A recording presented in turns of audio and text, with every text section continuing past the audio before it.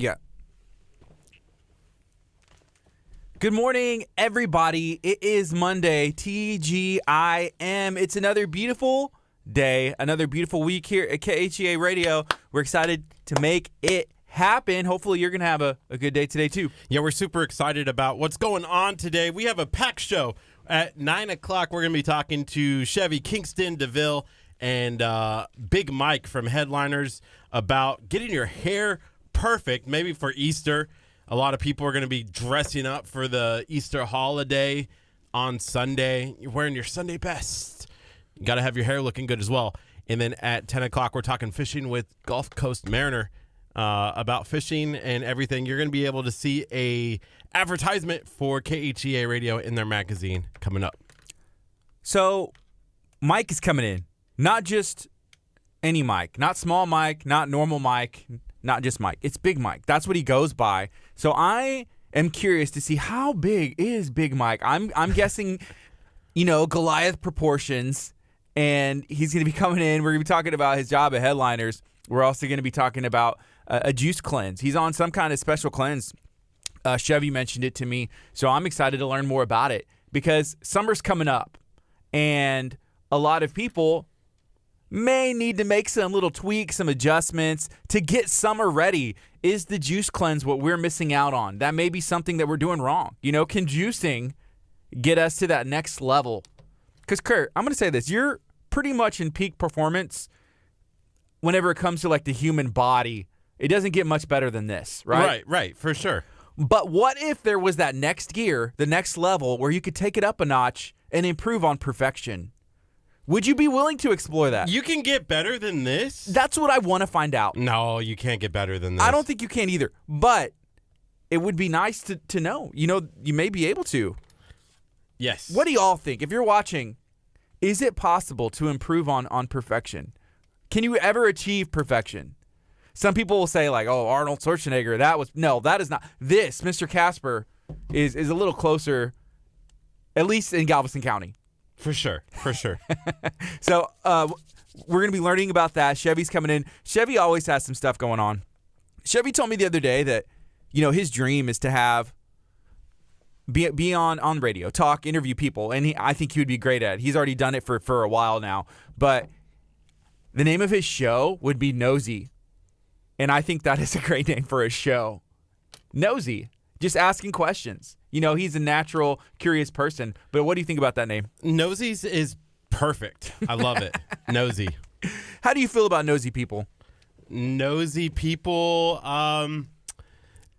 after what's going on this morning, too, I feel like, nosy people are intriguing. Wait, are you calling me nosy? Maybe a little bit. What did I do to you? Nothing. You did nothing. Hey, we had a great time the other day at the Snowdrop event. It was on Saturday. And Kevin Klein, he's the morning show host at 93Q Country. He's actually on right now. Don't tune to his channel.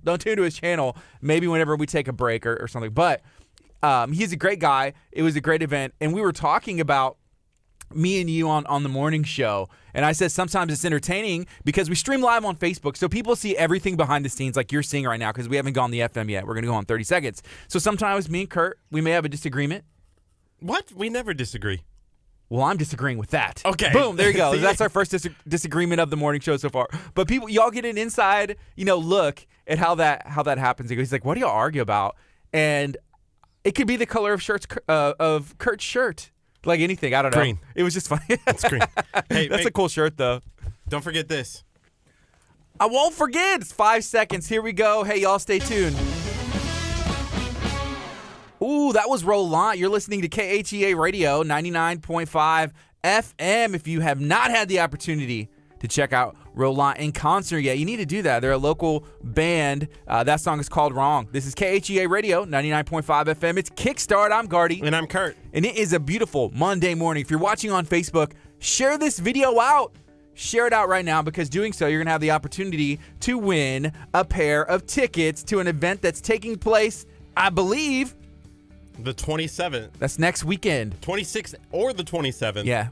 It's the Crawfish Throwdown in Galveston, Texas. Make sure that you take advantage of this opportunity where you can be throwing down with some crawfish absolutely for free. Compliments of the Throwdown and KHEA Radio. We appreciate you taking the time to tune in. This is Kickstart. If you're listening on 99.5 FM, feel free to call a friend, call some family, tell them, hey, turn your radio on to 99.5 FM. If you're in Galveston County, how can they listen to us if they're not in Galveston County? You can listen to us anywhere at KHEAradio.com. Any time of the day, 24 hours a day, 7 days a week. KHEAradio.com. You can listen to us on the TuneIn app.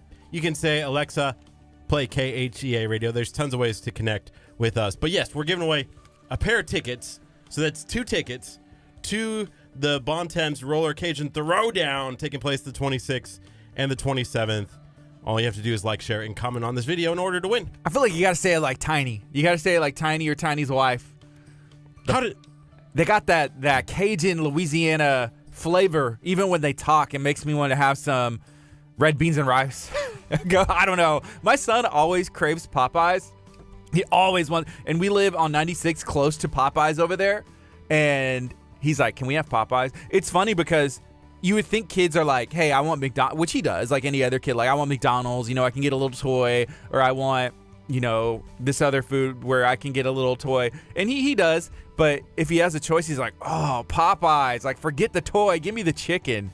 Man, whenever it comes to fast food chicken, in your opinion, who has the best? And y'all let us know as well. Best fast food chicken.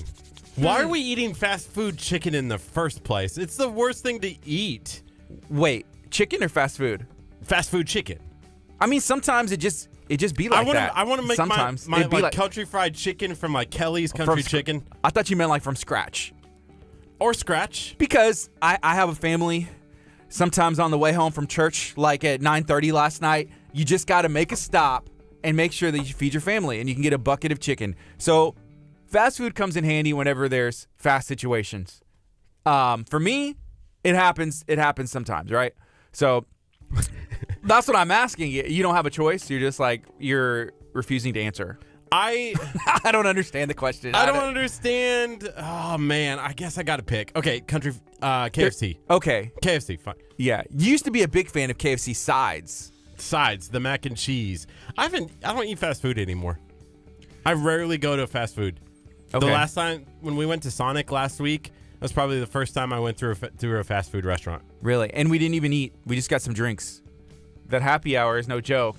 It was like $3. Kurt even paid for it. I was like, dang, Kurt, thank you. I appreciate that. I didn't know what you were asking when you sat in the car and you're like, hey, I'm going to pay for you. And I'm like, it's $3. You're with Kurt Casper, baby. Like, do you want to split it up? Like, whenever you're with Kurt Cash Casper. App me it? Whenever you're rolling with Kurt, he's taking care of it for you. So, man, I appreciate that. It was a delicious drink. And I would go back, even if you're on a fast food hiatus. Right. And that's for, like, body goal purposes, right? No, it's because I support local places and local people. Why don't you support the local owners of these fast food restaurants, like Jamie and Travis Powell, who own the Chick-fil-A at 96? Chick-fil-A doesn't count as fast food. I don't understand. Who do you think owns these restaurants? It's okay. It's 8:45. This is KHEAradio.com, 99.5 FM. This is Kickstart. We're going to be on till 11 a.m. There's Mr. Scott Pearson walking by the studio. If you're not familiar with where KHEA Radio is, we are inside the campus of Abundant Life right here in Lamarck, Texas. We're going to have a Shine on Lamarck video that is dropping later today. So if you're not familiar with Shine on Lamarck, make sure that you go check it out. It should be dropping this afternoon. We're just waiting for the green light. We're waiting for the thumbs up or the thanks or anything. We're waiting for a thumbs up, thumbs down. But as soon as that gets the check mark, we're going to be posting that out. Kurt, tell them, where is the next Shine on Lamarck taking place? I am going to have to give a little teaser on this. It has to deal with pickles. Pickles. Are you a fan of pickles? No, but this place doesn't sell pickles. It's the weirdest thing. So part of the video actually talks about why this place is called Dill Pickle. Mm-hmm. Dill Pickle, and they don't sell pickles. Yes, I like pickles. I like pickles with popcorn. Whenever you go to the movies, and it's like, well, I want the large popcorn because that's how I roll. You can get a free refill. I'm going to take advantage of this opportunity, and I want the giant pickle. And I'm going to sit that pickle sometimes in the popcorn, take a bite of pickle, and some popcorn. Is that something you didn't do growing up? I've never heard of this. Is this one of those Texas things again that I'm missing out on? Pickles and popcorn. I wish we could do a poll. Like, do you have pickles with your popcorn? You seriously, they didn't do it? Like, even at the movie theater? No. Growing up, they don't sell pickles. Where do you go to the movies? What kind of movie theater? Popcorn. I just got popcorn. I didn't get anything else. But did you have like a Cinemark or an AMC or No. We had the right movie theater where, the movies came 6 months after they were released. Oh, like a dollar movie type thing? No, there's nothing wrong with that. No, there wasn't a dollar movie. It was still like full price movie, but it was 6 months later. Was it like at somebody's house and they just charged you to come watch the movie when it came out on VHS? Theater, but it was a family-owned movie theater that was in the middle of downtown. It was the only movie theater in the entire town, and yeah, they would get movies like 6 months after they were released. But oftentimes the closest movie theater was like 30 minutes down the road, so you had to wait for it to happen. Well, there you go. Hey, somebody let us know, is pickles on popcorn a Texas thing? I got a pickle in one hand, I got my bucket of popcorn in the other. Kurt, I think you grew up in a small town, so maybe it's just not thing that was introduced in Nebraska yet. Right. But we're going to be talking to Chevy here in a bit, and maybe he'll be able to break it down. So Ashley said, yes, pickles with popcorn or pickled jalapenos. Amy said, I love pickles. And here's something else that's not related, but Gina said, hey, speak to the owners of Pook's in Santa Fe, Texas. When it comes to crawfish, I think that may be a good idea. We haven't been there yet. Pook's in Santa Fe? No, we have not. We haven't been. What's the one in Texas City that we haven't been to either that had that big throwdown a couple of weeks ago, too? It's Boyd's. Boyd's, yes. Yeah, so Boyd's, I believe, is open year-round. Like, if you want to buy bait, if you want to buy those kinds of things. But they also will sell crawfish by the sack, and they'll also sell it prepared. I'm talking, like, ridiculous prices. Like, I'm looking at it, and I'm confused. Like, how do they do that? Like, I'm adding the math up. I got my calculator. Have you seen that gif of, like, Kermit the Frog, like, on a typewriter doing this? That's me with the calculator being like, oh, these prices are so low. How do they do this? Doesn't make any sense. But hey, yeah, go support some local restaurants. Why not? And we're going to be dropping a Shine on Lamarck for dill pickle right here in Lamarck. That's how we got on this. I was like, how did we get on pickles? But they don't serve pickles. They don't serve pickles. You know who does serve pickles? Texas Pit Stop Barbecue. And they had those jalapeno pickles. It was spicy. Man, I walked in there about like 3 times ago that I was there because I'm there pretty often. Yes, they were tossing you pickles. Dude, they were tossing me pickles over the counter. I said, hey, what's up with those pickles? When you went to Dill Pickle Discount Supply, which is our Shine on Lamarck later on, you said the same thing. Hey, toss me a pickle. And they said, we don't serve pickles here. But I think they should, like, just as a novelty, like an impulse buy, because I'm that person to be like, oh, I'm getting a new AC unit for the wall. I'm getting a ceiling fan, some light fixtures, and I'm there checking out. They're like, your total is $19. And I'm like, how is all this $19? Oh, you know what? Hey, throw me one of those pickles too. And then it's like an extra 50 cents, So, dude, I'm an impulse buyer. Are you? Like, you're checking out at the grocery store. I was surprised. The other day they had that light at Dill Pickle Discount Supply. Remember that light that I almost bought? I didn't buy it, though. Yeah, you needed it. So you're not an impulse buyer? No, not an impulse buyer. Because I would have got that if I was an impulse buyer. I would have bought that light that goes above the desk. Yeah. But that was really cool, and you probably could actually really use that, and you should have bought it. That would have been an impulse buy that I should have bought. Yeah, you really needed it. I think you're only an impulse buyer if you don't need it. Like the $35 bolo tie. You're like, oh, I need a bolo. No, you don't. Do you need this like light? It's an amazing power strip. It was like $7, and you're like, do I need 12. That? I don't. It was 12. That's what pushed it over. Was the extra $5. I'm like, I don't need this. Yesterday I was over at Gulfway Plaza, and I love Gulfway Plaza because there's so much that happened. Like, there's so many different cool shops over there. Like Dill Pickle and Barcina's is over. Not Barcina's. Is it Barcina's? I believe so. Yes, Barcina's is over there. But they also have a Family Dollar as well. Yeah. National chain, whatever, right? But I didn't realize that everything in that store is $1. Like, I was thinking, like, Family Dollar, you got the little, like, trinkets and stuff like that. But no, they have food. They have groceries. They have, like, an entire freezer section of, like, ice cream and stuff like that. And, like, chips. I was blown away. I was like, what? Everything in here is $1? Yeah. I was like, what am I doing shopping at these other I could get, on our True. free salary, anytime that we can save money, it's a good thing, right? Oh yeah, saving money is where it's at. Oh, it's a Dollar Tree. Well, I went in there the other day and bought some batteries because we were shooting a Shine on the Mark for Gulfway Plaza, and I guess we didn't check the battery, so we show up and it was like there's no batteries, nothing had any power. So we went and bought some AA's, and I was shocked because batteries are usually more than $1 as well. But I was kind of thinking the same thing you were, like, oh, well, it may be like $1 off for what you would get it at the store, but it was also a brand that I had never heard of before. No, they're all, and that got us on the debate of like Energizer Bunny or Duracell, and Ethan was like, is a favorite battery brand like an adult thing? I think it is. I'm a Duracell person because my parents always bought Duracell. You can't go to Dollar Tree, though, and expecting to get, like, the best, name brand stuff, sometimes right? they have it. But you can get $1. Everything's $1, and it's cool because you can. Wow. I have been doing this wrong my entire life because I literally, have been. How much money have I spent on. More than $1. On, like, cat food, right? When you think of cat food. Right, it's like $6, $7, $8, right? I don't know. I don't ever think of cat food. By the way, Dollar Tree has never paid us a penny for this. Like this discussion, it's just for me as a somebody who works for free, for this radio station. For me, I've wasted how much money not getting cat food. The weird thing is, Curt doesn't even have a cat. I think he just uses it for snacks.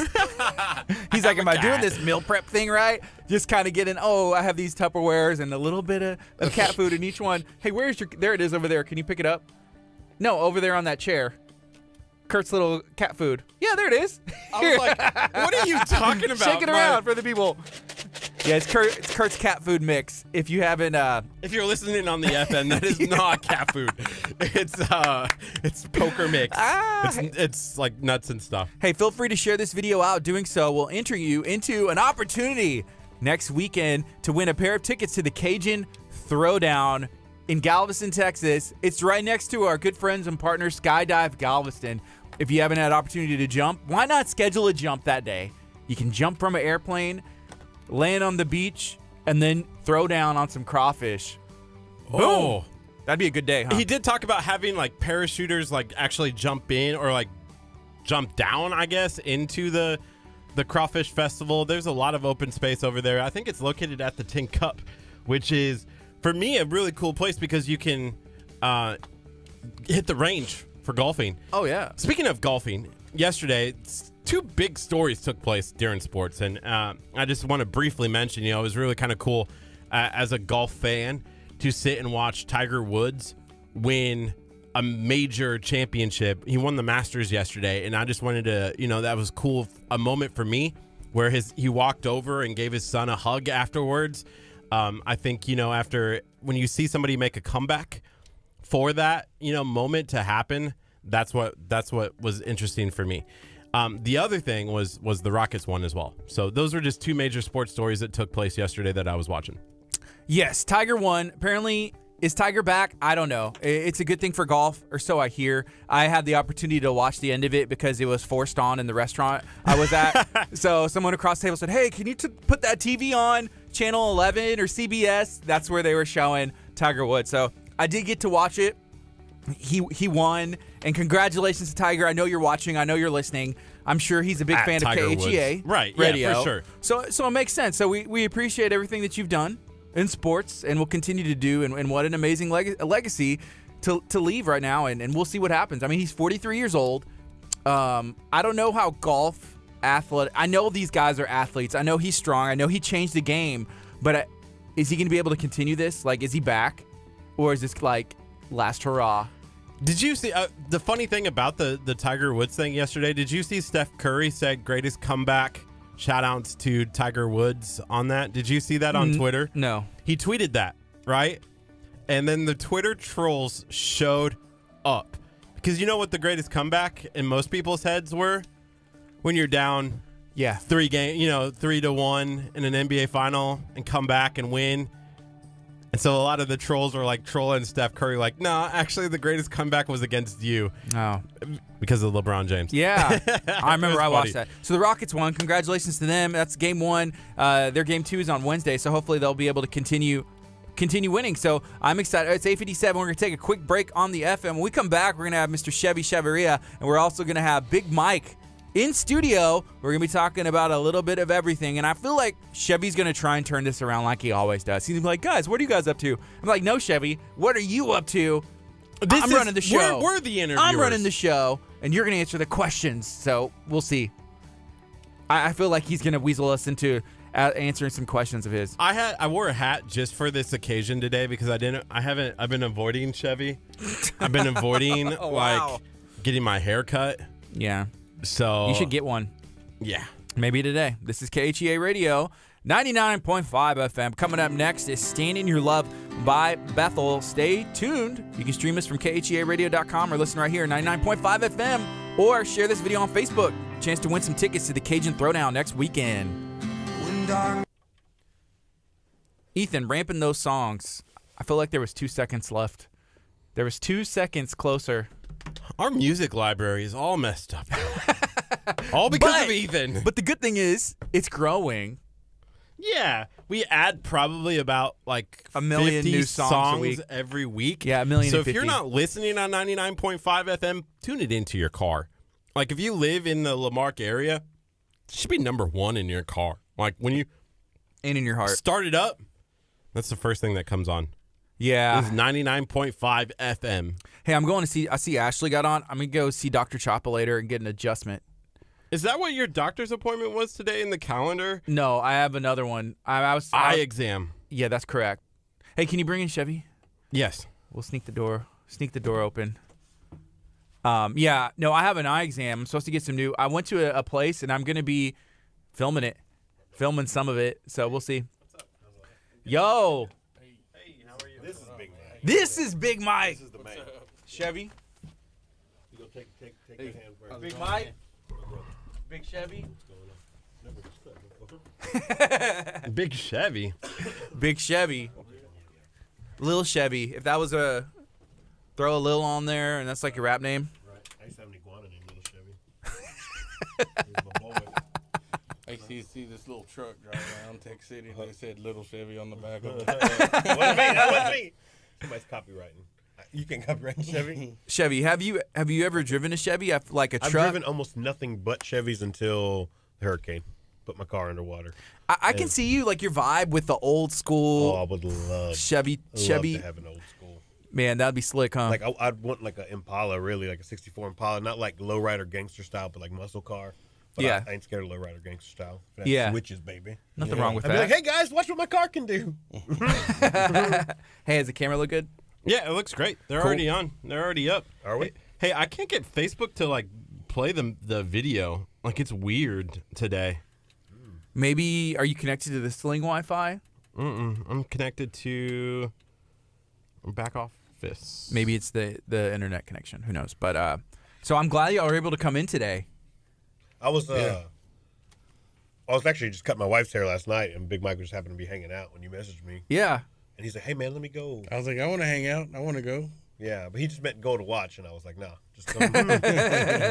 Yeah, we wanted to. Chevy had mentioned a while back, whenever we learned about headliners, he was like, man, I got, Big Mike and I got Mike, these awesome guys, and they'd be great to come down and talk. So we're glad we're able to get you in. Yeah, I've been wanting to come down for a while. It's been. I wanted to come last time when the other Mike came. Yeah. So I've been waiting. He was trying not to share the spotlight. Yeah. Yeah. That other Mike, Chavez. Cool. So, Chevy, you were cutting your wife's hair last night. Yeah. Mike was there. You cut hair too. Yeah, taught me everything I know. This Mike. I wouldn't be even wouldn't touch hair without this guy. Yeah. Is it easy to teach Chevy? Man, he picks it up fast. He does.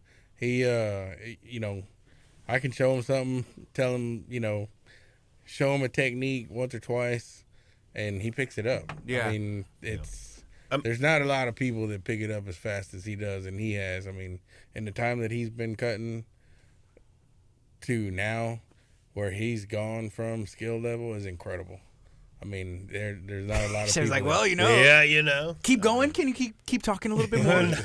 What else you got? I don't believe him, but yeah, man. It was a crazy. It was weird in barber world sometimes. And don't get me wrong. Like, it's not that they don't show each other love, but it's like you're just creating competition when you start Yeah. showing people other stuff. So it was a real blessing that Mike took the time. Man, he came to my house for like 3-4 months every single Sunday, and which for my friends were insane because I'd be like, hey, I never touched a pair of clippers. Come to my house, I'll cut your hair for free. Okay. And Yeah. they'd show up. Yeah. My only saving grace was that, hey, I have a professional barber there, and he's bad to the bone. If I jack you up, he'll you. save you. Yeah. Yeah. So what made you feel like it was okay to impart into somebody or into Chevy, especially whenever he mentions, hey, are you creating competition? You know? Man, I'm not that. I don't care about competition. There's plenty of people out here that need haircuts. You know, and the more that I'm more about sharing and giving. Anyway, just in my regular personality as it is, I'm like, oh yeah, the more the merrier. Let's all hang out and cut hair. Yeah. And but he showed interest. So if it wasn't for him showing any kind of interest or saying, man, I want to cut some hair, I think I could do that, I wouldn't have probably,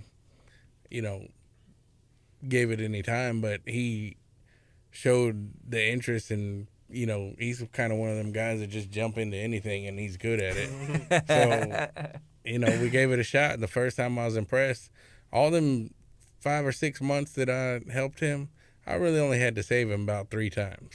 I mean, he did good. He asked me what to do. I tell him, and he did it, and it came out decent. What's the secret to giving a good haircut? What's the secret as a barber? How long have you been doing this? I've been cutting since I was about 14. Yeah. I started cutting hair whenever I was, my parents wouldn't give us money or have the time to take us to get haircuts. So if we didn't do it ourselves, we had little afros, and we just weren't having that. We liked the bald fades back then, it was the early 90s. So we wanted real tight, close, short hair. And I just started cutting my hair, my brother's hair, my friends. I jacked up a few heads, but I learned it, and I turned out being pretty good. So we used to hang out back then. I remember I never got a haircut from him, but dudes just be in the garage, in the bathroom, yeah, getting cut up. Like before you knew it, like people I didn't even know were calling me, "Hey man, I heard you were doing haircuts, and I just got my hair cut over at such and such place, and they messed up my fade. Can you help me out?" I'm like, "Yeah, come by." Gotcha. And so it grew from there. And then I decided to really make it a profession about 2 years ago. So I've always done industrial work, and there's layoffs and stuff like that.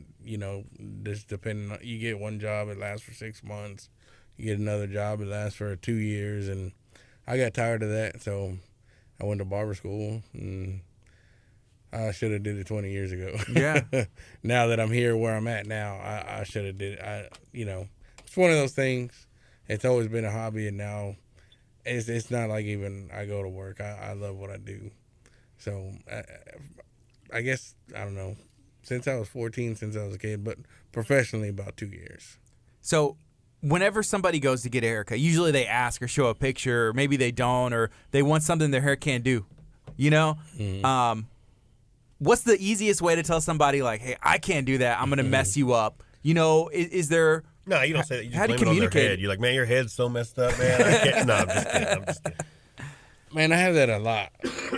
And the first thing I say when they say, I got a picture to show you, is I can't make you look like Brad Pitt. Unless you do look like Brad Pitt, Unless like you me. do look like Kurt, Brad I think Pitt, you could right? rock that Fury cut. But 9 times out of 10, that's the picture they pull up. Brad Pitt in the Fury cut. And I'm like, okay, so listen. Your hair does not look like his hair. He has good hair. He has great hair. Yeah. It might need to be really his. I can cut it like that, and I'll make it exactly the same haircut. But unless you take the time in the morning to style it like that, it's not just going to look like that. People think that I'm a magician, and I think you're a magician. You know what? I can make their hair just wake up and It's look weird. like He that. cuts hair, pulls rabbits out of hats while he's doing it. It's the weirdest thing. That would be the best barber. Like, if y'all need to both go to like magician school, Right, Right, that would be. Chevy. Like you Look cut what the I got hair, out of your and then you wave your ear. hands, and then the hair's back on. Look, my hair looks just like Brad Pitt, even when I don't it's even pretty style close. it. Yeah. It's pretty close. Yeah, like Brad Pitt and Benjamin I Button. did shower this morning. So I used to say When he this thing. I used to say that you could always tell when Brad I didn't Pitt and shower in the Reservoir morning Dogs. because I wore a hat. But I definitely showered this morning. But I knew that Chevy was coming in, and I haven't like cut my hair in a little bro. bit because I was a little concerned. He said, I don't need it. I said, okay. And so I put the hat on to cover it up so that Chevy doesn't be like, hey, man, you need a haircut. What It were you sucks." concerned about? Well, my hair has been growing slower than before I shaved it. And I'm a little concerned that if I cut it again, that it's never going to be back. You bought into the myth. Like, I'm going to shave it. It's going to grow back thick and luscious. Sometimes it doesn't grow back at all. Right. I was a little concerned. At your age. Yeah, so I'm getting to that age where I'm like, I should probably never cut my hair because if I cut my hair, it's never going to be there again. But the thing, if you get a good haircut, it can make it enhanced. You know, if you cut it in the right places, and it's like, oh, it's a little longer here, a little shorter there. You know, hey, you're good to go. Hey, I still see, by the way, a bunch of people tuning in, commenting, and saying, hey, yes, please. Did somebody say crawfish? So make sure that you are liking, sharing, and commenting on this video so that you have a chance to win those Bond Temps Roller Cajun Throwdown tickets that's taking place. That sounds intense. Y'all like crawfish? Throw down on some crawfish. I like crawfish, but it's a lot of work for it's. Well, somebody else is making it. If somebody's peeling them. Oh, peeling them? Oh, come on. That etouffee, man. That's what I'm talking about. No, You know I don't what I'm crawfish talking about. at all. You don't like I don't it? crawfish. I don't do seafood really. Really? I do some The shrimp every spicier the once in a better while. for me. Why not? Some I don't know. potatoes and corn in there, maybe a piece of sausage, and then I can peel them, but I'm not fast at it. Like, Yeah. It take me all day to eat. I don't 5 like pounds. potatoes. I mean, I will eat potatoes, but I'm not a fan of potatoes. Corn, I'll eat corn, but I'm not like a big fan of it. It's a Yeah. little bit higher than potatoes. Sausage, yes. Yeah. That's me. And then I'd just rather have the meat. But yeah, I don't mind. I'll peel it all day. Yeah. See, Cut it up, slice it up. I'm slow at peeling them, so that's my problem. We got 33 seconds. We're gonna go back on the FM and keep it going. Did the video thing come up? Chia Pet Kurt, Softball Derek video. says. Chia Pet Kurt. Oh, now my. Oh my gosh, that's funny. Chia Pet, hey, what's up, folks? Feel free to share this video out.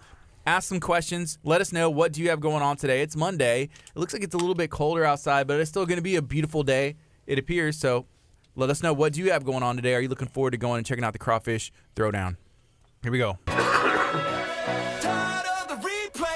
Good morning. You're listening to KHEA Radio 99.5 FM. This is Kickstart. I'm Gardy. And I'm Kurt.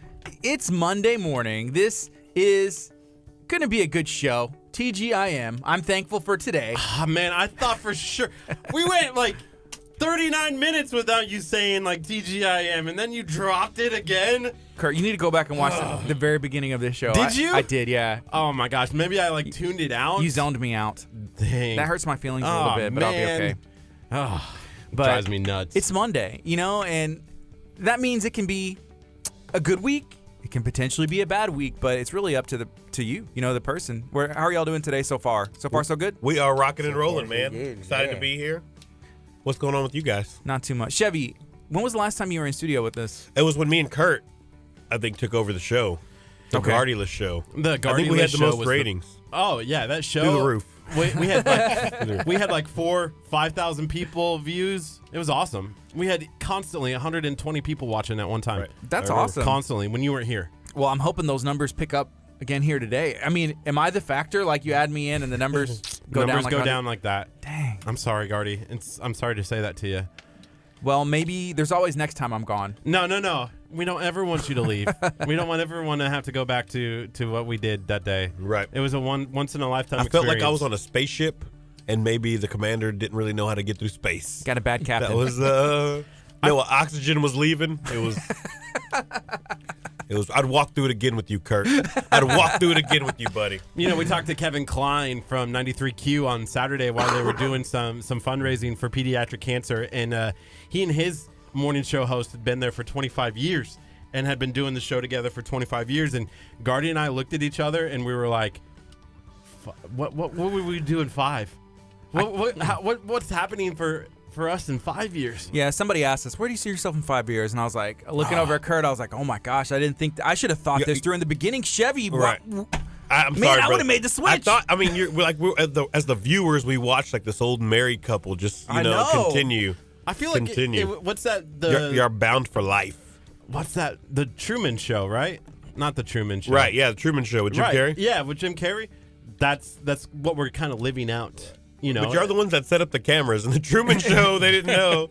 Yeah. Kurt's They're like, who put this he's here? Like, I Who put know. this here? He's like, I can't stand people watching me as he's hooking up more. We need a GoPro in the corner. I cannot believe some people are. Gardy has this now like little camera that follows us everywhere, so it feels like it's the Truman Show. You know, Kurt told me the other day, he was like, do you ever just think about how, like, everybody else lives their own lives, like, in their head? I'm like, yeah, that's not everybody. He's like, but, like, outside of my life, everybody else, like, they go home and they go to, like, their families and stuff. Kurt's like, if I can't see you, you don't exist. Yeah, I Right. think he thinks he's like the main star of the Truman Show. I think you are. Everybody, he's the main character of the world, and we're just like, you know, You're the along- sidekick. Yeah, like, You're along for the ride. I like that. You know, yeah. does anybody else think that way? I did say I feel this, that by the now. way. Like you were said, you're like, oh, my kids already call him Uncle Kurt, and I'm starting to get concerned. And I'm like, First of all, that was a joke. They don't call you Uncle Kurt. oh, I would correct them. They call you a lot but I worse was things like, when you're not around. the funny thing Actually, is, no. Somebody did. McKellen was like, "Is Kurt in our family? Why do we see him so much?" I was like, "No, son. No. He's We like, work Uncle together." Kurt, you're like, you're grounded, son. But I was like, oh, our kids in the future, my kids are going to be like Uncle Gardy, because that's the connection that they're going to have. They're going to How grow long? up. Until how long? You planning to have You kids? planning kids? I'm going to get myself in trouble. There's we a should whole. change the subject. Let's go. No, what do It's you got? funny how he brings it up. He I brings it heard up all the time. Word on the I street. never think about it. Word on the street is that there's a contest coming up that when Kurt has a kid, his first kid has to be named Gardy. Oh man, How many likes or comments would that take? no. Oh, dear. I'm so in trouble. I'm so in Kurt trouble. would do a competition like that. Gardy the Corn Casper. Oh no. I don't like that. So on FM, we haven't introduced my man, Big Mike. We got Big Mike Sitting here. What's up, Mike? What's going on? How's Mike. it going? So we learned a little bit about you from Chevy like a long time ago, and then we also found out that you have helped Chevy kind of get his start into barber school and learning and all that. How long have you been doing what you do? Professionally, about 2 years, but I've been cutting hair since I was 14. When I was in junior high. How old are you now? Are we throwing that out? I don't know. We We throwing need to that throw out there? We'll just say 19. for the better part of 20 years. Maybe a little more. A long time. Yeah, and It's where been a are you long cutting time. right now? Right now, I'm at Headliners. That's the only place that I've ever worked at. Headliners Barbershop, League City. It's right off of 96. Man, we got a great group of barbers. The owner, Mike Chavez, has always looked out for me the way that I look out for Chevy. And we got a good team. Everybody there is a good barber.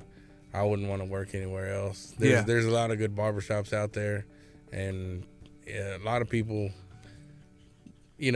want to create competition, but we're just out there to put good haircuts out and, Yeah, I feel you. and make our clients happy. Mm-hmm. That's what it's all about in the end, right? Yeah, exactly. Making sure they leave happy.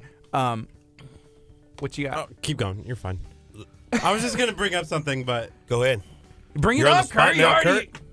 I was just about ready to say about my haircut. I did do the exact same thing that we were talking about earlier, where if you went and showed, a picture and whatnot, is that hard for you guys to do? It is if your hair is nothing like that. Or a lot of times texture, like the thickness or thinness of your hair could play a big part of that. Yeah. Whether or not your hair can do that. We can cut it and style it like that, but a lot of times a comb and gel is going to be what makes it look like the picture. Yeah. And it's going to be up to you every day to make it look like that. Yeah, I know some people. I have a buddy. He goes and gets a haircut. It looks good day one. Because they style it, fix it. right. They may even blow dry it and product to straighten it out if it has a little bit of wave to look like the picture they brought in. Yeah. But they can't do that every bit day. of time and effort that we put in while you're sitting in the barber chair, that 30 minutes that we're sitting there styling and blow drying. Yeah. You got to do that every morning, or it's not gonna look like that. Will most guys do that? No. No, most guys a lot probably of them won't. are like, man, I went home and it don't look the same. And I'm like, well, did you put gel in it. No, Yeah. I don't wear Did gel. you comb it? Whoa. They're like, whoa, now you're asking a bit much. Yeah. I wanted this haircut to stay for 6 weeks. I wear a hat every day. Oh, Well, that's No easy. wonder. Then you look the same at least. You Yeah. know, so Tiger Woods, he won the Masters or whatever it is, right? It's the Masters. Yes, he won the Masters. And it's a big deal. You know, it's historical. He hadn't won in, 14 years, and this is like his first major, right? And he looks great. He's in great shape, and he wears a hat. And then he went and gave his son a hug, and he took his hat off, and I'm like, oh man. Like the Masters don't even matter anymore. Like, That's the first. It stuck out. My wife said something like, "Oh, he looks old." Yeah. You know, like a haircut.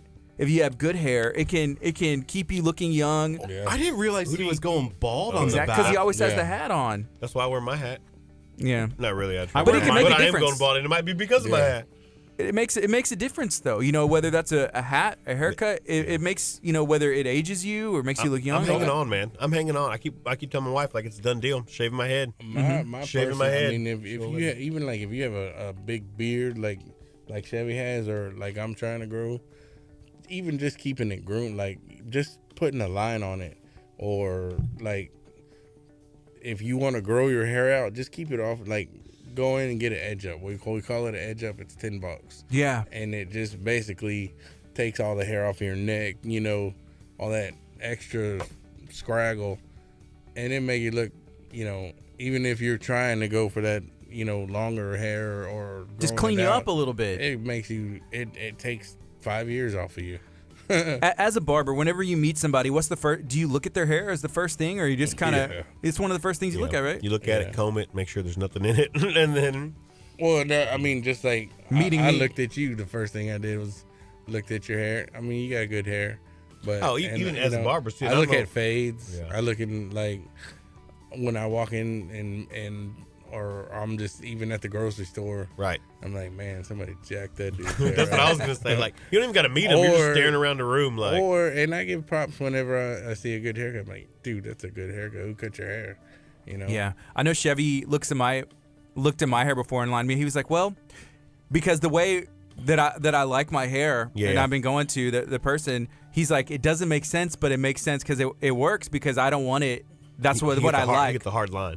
Oh yeah. Yeah, leave so it instead in. of like, Yeah. blending it ain't good. It's just, it is what it is. I don't know. It was good. Just bro. stop getting it done. I like it. There's an interesting question on here from Christopher. He said, "Is the myth of wearing a hat will that make you lose your hair?" I'm not an expert, but every person that I see that comes in the barbershop that wears a hat every single day is balding. But or is it that they wear The a hat other way because around. they're balding? It Well, could be. I think it's both. But I'm balding and I wear a hat all the I time. think it's both. So I don't know if think that's the reason, or I'm just balding. when Yeah. I think that there's a lot of guys that have just worn hats every day because that's just what they do, or maybe their job. It's easier for them to wear a hat, and they're going bald. There's and it's always in that one spot. Either receding, I think, is just natural, but if it's in the back spot right there, I think a lot of that has to do with wearing a hat because And the other side of the story is a lot of people say it's hereditary. They Yeah. say look at the mom's dad, and that's where your hairline will go. But that's what runs. I mean, it's hard to say. Yeah. I mean, a lot of people wear them, like you said, because they're going bald, and a lot of people. So we took a long time to say we have no clue how true that is. We just roll with it. All of that to say this. yeah. Hey, I see David Gomez got on. It is my Good boy. morning, Gomez. What's up, man? How's it going down there on the island? I feel like I talked to him the other day. He was asking about some stuff for their church, and so I haven't talked to him in a bit. But good morning, Ricardo. Good morning, David, Elizabeth, Lindsay, everybody. Hey, let us know if you're watching on Facebook. What do you got going on? Feel free to share this out. We're going to be giving away a pair of tickets. It's next weekend, the Cajun Throwdown. It's happening in Galveston. You'll have the opportunity to win a pair and go check out everything they have going on over there. That's what I was trying to show you earlier. Is that Skydive Galveston actually shared this video out as well? So that's kind of cool. I thought it was It's awesome. awesome. Hey, we love Skydive Galveston. Would y'all ever go skydiving? I'm not jumping out. Of that. Chevy, I feel like you'd be good at I it. feel like I want to, but other people. I'm a land dweller, but I'm up for a little bit of adventure. I don't like the ocean. Like the ocean scares me. Maybe I'll that's go my- down a boat. We can go out 20 miles. I don't care. But I I'm mean, not like, jumping out of I an would- airplane. I just don't want to come face to face with the orca whale Yeah, I feel like you'd be good. in You'd be, Galveston. Just like, what is there an orca doing here? yeah, you'd be a good time. Like He'd I be can see his you hyped signature up. face Yeah. all the way down. Right. Yeah. Woo. On the way down. Kurt, you jumped out of a plane? I did for sure. One time, or you going again in your life? I'm jumping into the crawfish festival. Into the crawfish pot. That'd be awesome. He's jumping to the Dressed pot. as a crawfish. Right into it. Simon's trying to steer to land on the beach. This guy, I was like, no, I'm taking control, and You steer come it into right the crawfish festival dressed as a crawfish, rip the crawfish suit off. You're dressed as a hot dog. Hijacking this festival. We did talk on Thursday. You weren't watching on Thursday when we had Ryan Davidson from Reality of Wrestling. I tried to, and I caught the end of it. So I love Ryan Davidson. Ryan Davidson was great, but we were talking about the hot dog. And if we had a wrestling promo, it would be from hot dog to like something like the mechanic or something, because there isn't a mechanic wrestler. Like you come out with the wrench, just beat people with it. Yeah, and then the promo would be like, he was once a hot dog, now he's a mechanic. You like overcharging people? Like, how's that a gimmick? How does that work? Ryan Davidson was cool. Ryan Davidson's super cool. I was glad we were able to get him in. Wrestled all around the world. All around the world. Yeah. Did he tell you about that he wrestled in a forest in Japan? Not in a ring. Just in the middle of a forest, just picking up logs and hitting people with it. No, we didn't hear that one. Japan wrestling's insane. Yeah. Wow. What? So, yeah. I feel like that's my kind of wrestling. Saw the video. Is it as was extreme awesome. as Santa Fe wrestling? I don't know, but that's coming. That is yet to be seen.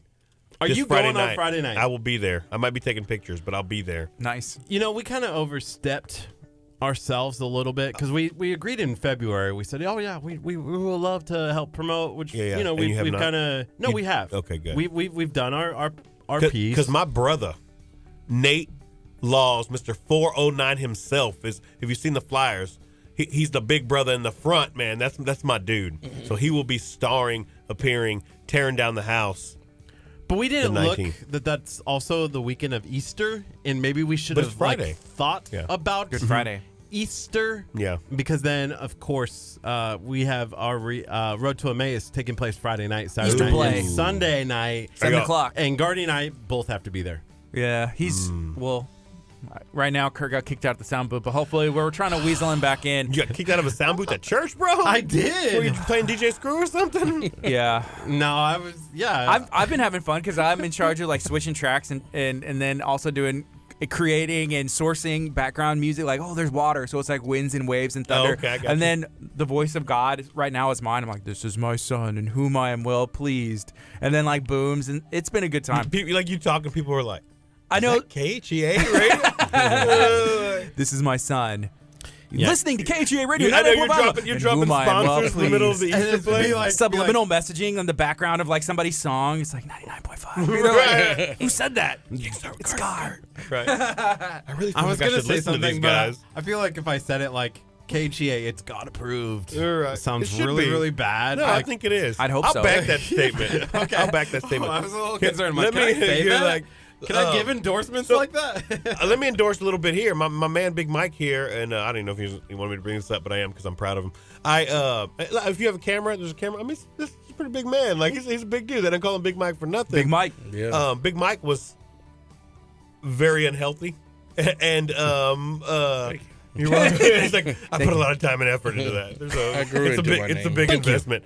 And no, man. And so me and the people who really love him, which are me and my family, and we're just getting concerned. Like, Mike, what are you doing? I know this week I called him, and I'm horrible too because I'm like, oh man, my man needs to get healthy. Hey man, you want to come over and barbecue? Like, let's throw down in the pit, you know? And because this man can barbecue I'm good too. at it. Like he's man. bad to the bone. So anyway, so he's like, man, I'm in the 4th day of my 5-day juice cleanse, and so he said I got to the point where I had to make a change, and he made it, and I'm so stinking proud of my brother right here. So Dude, how did that go? let's How did that jump in go? He's on day 5 On now. Day 5. Today's my last day, and I just got an email from. I did it with Squeezed. Squeezed Online. They're right here in Houston, and they delivered it to my doorstep. The first day, I didn't even finish all. There's 6 juices. It comes with, or is it 5 or 6 for each day? Yeah. Breakfast, lunch, dinner, 2 snacks, and then like an energy kind of booster. And How big are the bottles? they are Like bigger than they're a about- bottle of water? And I got one in my truck. They're about the size of a bottle of water, about Okay, 20 okay. ounce. And each one is like 180 to 220 calories. So it's around a 1,200 calorie A day. diet, and it's all fresh fruits and vegetables. Like I said, the first day I didn't even finish all of them. I was short one bottle. That night, dude, I was cramping. Like my whole body, my legs cramped up like 5 times. I woke up, and I mean, it's just getting all that garbage out, Toxins, man. yeah. And I went online. I was like, why am I cramping so much? Turns out you got to drink like a gallon of water a day also. With all while that you're doing juice. the cleanse. And I was like, I couldn't even drink all the juice. How am I going to drink a gallon of water? So I started chugging water the next day. I got all the juices down. I felt a lot better. I started, like, it's crazy. Like, even my mind was just that much more clear. Like immediately, or did the it have to second take- day? I mean, Second day. I'll Yeah. tell you this. I saw you about a it's been a month since we actually hung out. We talked on the phone a couple times, but Yeah. like I think we went to lunch and this dude, you know, his eyes kind of jury and like slurred speech, and it's like, man, you get worried. You're like, Yeah. "Dude, it's needs to like, do something. like He it came up. sounds really bad. It is bad. I'd doze off driving down the street. I mean, like I've been letting my health go for a long time, and this is probably the best thing that I've done. He came over. He came over yesterday, man. That's how we ended up here. And me and my wife both looked at him, and we were like his eyes just wide open, focused, like you can see the clarity. You know, you look inside him. I looked into your soul. But no, man, for real, it was super. Just Day a 3, I felt blessing. incredible. I said, "What are you doing? What's going on? Where are we at here?" You know. So it's day yeah. 5 today? Day 5's today. What's your plan for after this? meal prepping? I stopped at Jack in the Box this morning. I took my son to school. I got him breakfast, and I'm looking at the menu and looking at the calories. I'm like, oh my God, this one breakfast that he's eating at Jack in the Box is the entire amount of calories that I can have for the whole day. Yeah. And that was a big part of my problem. It's just me and my son. I'm a single dad, so we ate out a lot. Like, I mean, I'm not a big. I can cook, but I choose not to. Right. And so that's gonna change. That's meal prepping. You know, I'm gonna start cooking on the weekends, or I found somebody that I can pay to do it. But it's all the way up in the Heights, so. Well, there's some other anybody people else that are local. We could definitely Big- introduce you to. Big Mike, you need to listen to some KHEA radio. No. Hey, if about I to got say, you somebody know to why? hook me up, Because man. we have, we got Naked Nutrition, we got the Prepping Sisters, we got Main Squeeze. We've had all of these awesome places. Well, I need them. That's what I need. I need. There you I go. need to find. There the was a little local people. method to my madness. I knew that you guys had the connection. I knew this guy needed them. So So I was that's like, "Hey, it. come I hang mean, out with me on like- this radio show." And then I talked to. I've talked to several doctors, and you know, the workouts are what's coming next. Once at my weight, you know, I'm ashamed to say it, but it's true. Man, my joints just can't take like a serious workout. Like I could, you know, and I don't know about my heart too. I mean, like it's just that it's pressure, you know. Yeah. So, but even just, I mean, the 5 days cleansing, I was walking with a cane. I was gonna throw that 2 out weeks there, but I ago. said, my man jumped out the car, had a cane. I said, "What's going on right now?" You know what I'm saying? He's like, if I drop something on the ground, I'd be like, Chevy, can you help me out? Yeah. You know. "Yeah." Man. He was at my house, dropped 2 things yesterday, picked them both up. Me and my wife looked at each other like, "Oh yeah." I have the mobility that I've gained in 5 days is incredible. That's insane. And I haven't weighed myself, but I know I've lost weight. I mean, just everything that I'm doing on a daily basis is getting easier and easier. And I know that the physical activity is coming. As the more that all I know is calorie count and eating healthy, eating clean is what's on my agenda for Yeah. now. And I feel like the physical activity is going to come with it. Yeah. But I'm definitely dedicated. So you haven't felt hungry? Has there been any hunger? Like a little bit? Actually, I'm hungry right now.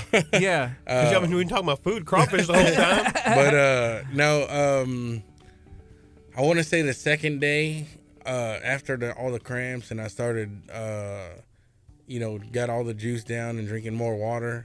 I was fine, and then the third day, I experienced. I've only been like hungry like 3 or 4 times, and I watched a lot of videos. There was people like, "Oh, I'm dying. I'm so hungry. Like I've never felt pain like that before."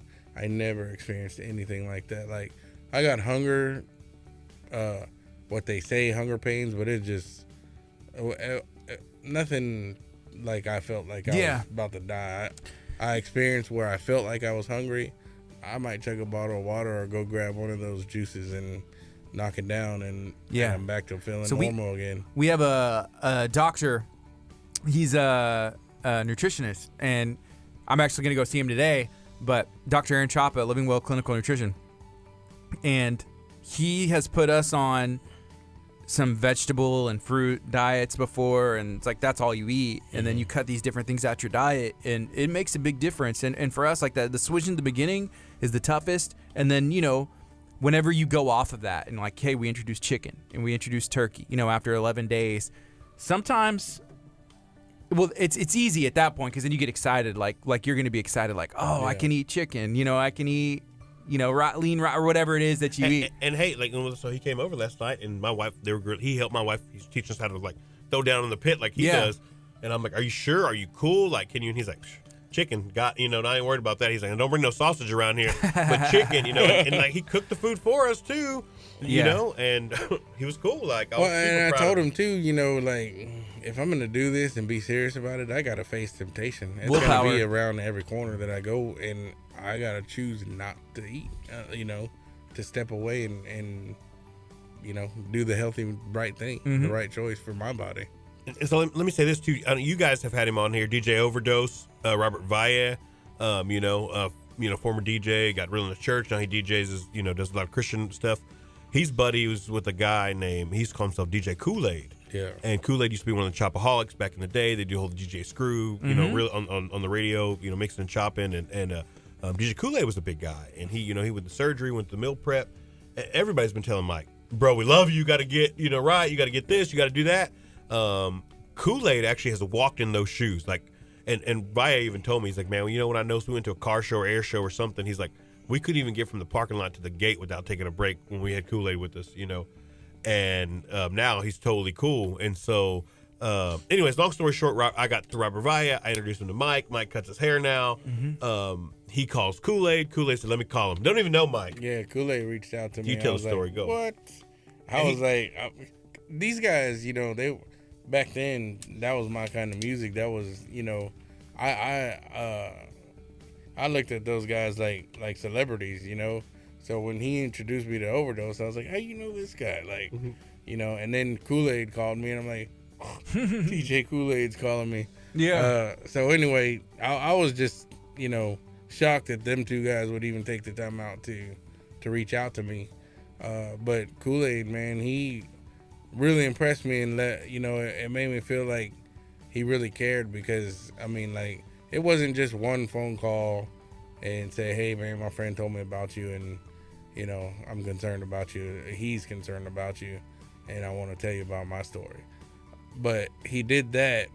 We spent probably 45 minutes on the phone the first time, and then never met you before. Never met me in his life. And then the next day he called me. He's like, what did you do about it?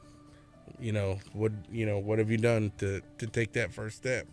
And he gave me his doctor's number, so I called his doctor. He's like, I'm gonna call you back, and I'm gonna call him. And so he's kind of been the guy pushing me to, holding me accountable. Yeah. And it's funny because we've never met face to face. You've talked about like the willpower and the temptations. What do you find as your motivation? Man, the feeling that I'm getting, even just the slightest bit of, I was literally losing my mobility. Like, I don't know if you ever watched that show, My 600-Pound Life. They're just like bedridden. I feel like I'm that weight, but I'm blessed because I'm still able to walk around and still able to go to work every day and still. So my motivation the other day, and this is what really kicked me off and kind of told anyone that I was ready to start this juice cleanse, but kicked all the rest of everybody jumping in and saying, hey, I'm going to back you up. I'm going to talk to you. I'm going to, guide you through this. We were cooking steaks. My dad and I were cooking steaks outside on the grill, and it was beautiful weather, beautiful day. And I was like, man, this will be a great day throw the football with my son. My son's 14. And my dad was like, too bad you can't get out in the yard and throw the football. And I was Dang. Cuts deep. I was like, oh. And I was just like, what am I doing with my life? You know what I mean? Like, how does my son look at me that I'm, you know, I'm supposed to be. My dad was my hero when I was growing up. I know I can't be my son's hero if I can't even take care of myself, you know. Was that like a wake up reality moment? Yeah, it definitely was. I've known it this whole time, you know. I've known that I need to do something. But that day, when I was like, me and my son could be hanging out doing something, you know, fun outside in the yard, but I'm physically incapable of doing it. And that has to change. Yeah. I was at that moment, I was like, and then all of a sudden, boom, boom, boom, phone calls, you know, the juice cleanse, and all of it just came together like crazy. Was the juice cleanse your idea, or did somebody else? No, it's my idea. Okay. It was my way of kind of kickstarting. And it's almost an this extreme new journey that I'm on. Yeah. Yeah, it's an extreme thing. You know, removing food, and that, you know, builds that willpower and shows you, man, you could do this. Yeah, and you know, even just how much better that I've felt the last couple of days. I even contemplate. I know they say it's not healthy to do it, so I'm not gonna do it. But I thought about it this morning. Like, man, I might get on the phone and order another 5 days, and maybe just go 10, or maybe, you know, and see how far I can go with it. But they say you really should only do it once or twice a year. I don't know how true that is. I'm not. We may have to get you on the phone with Dr. Chapa, and he can give you some advice that we don't know. Because I would continue juicing if I could. Because Chapa, he'll do 21 days at a time, like multiple times a year. But think about this. So those people telling you it may be unhealthy to do that, but what's the alternative? Was it unhealthy what you were doing before? You know, and like think about what we're talking. You know, comparing here, it's like, well, you know, eating fast food and just going out, not being active, or putting this stuff in your body that it's craving. You know, it's wanting, and it was pushing it out to the point where you were cramping, you know, and then, hey, that's a good deal, man. That's amazing. At the end of the day, man, this whole thing is just a big picture. Like, I'm sure big on community, you know, like, and through DJ Overdose, through DJ Kool-Aid, through me, our relationship, building relationships with the people around you and caring about the people around you. You know, and I come on the show every once in a while, whatever, blah, blah. Never really, I'm just like, hey, I'm doing this is going on. Man, I think it'd be awesome out there, Galveston County, in the area. Just, if you're out there, you're listening, you're hearing me, man, and you believe in prayer, I'm gonna say, start something, man. # pray for Big Mike, because he's on day 5, and it's a cool right now. Day 8, day 9, day 10 might not look like that. You know what I'm saying? So, you know, throw it out there. # pray for Big Mike. If you're listening to this, you know what we're talking about. Just for strength. I think it's amazing you've taken the steps you've taken for your son, for the future, for whatever, man. But I think there's a lot of people who listen to this radio that believe in prayer, know how amazing Jesus is and the strength he can give you in those hard times. You know what I'm saying? It's what he does. There's darkness. He's light, shatters the darkness. He's amazing, you know? And so I really, just seeing I got to do something, has just really inspired me. Like, what can I can't do nothing but be a cheerleader. You know what I'm saying? You could join him, support, go on that second juice cleanse with us. Have you ever thought about that one? I have not, but I mean, now you're bringing that up on the radio, calling me out. That might be a thing. I don't know.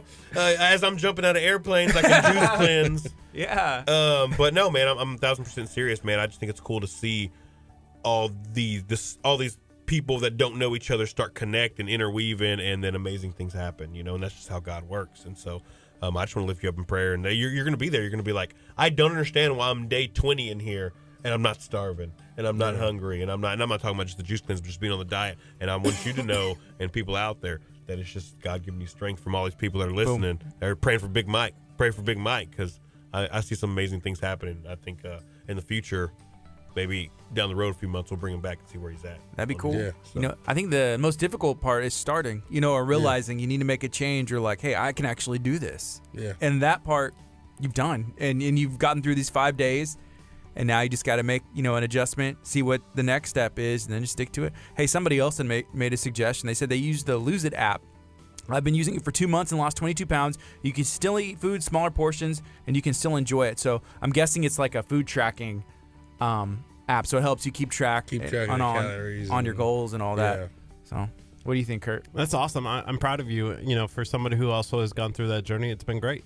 Yeah, awesome. Yeah, right now it's 9:41. This is KHEARadio.com, 99.5 FM. This is Kickstart. We're going to be on till 11. We're talking to Big Mike. We're talking to Chevy. I have Curt in studio, and we're excited that it is Monday, so feel free to share this video out if you're watching on Facebook. If you're listening to 99.5 FM, call, text a friend, tell them to tune in. Go to KHEARadio.com. Listen to us. Yeah, we're giving away 2 tickets to the Bon Thames Roller Cajun Throwdown that's taking place April 26th and the 27th.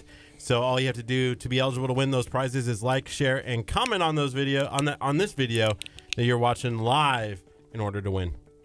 And here's a comment. This is from Amanda. She said, "Yes, tell Chev to do a cleanse. Do it for Big Mike." Ooh, That's my wife. I like That's messed that. up. Do it for Big Mike.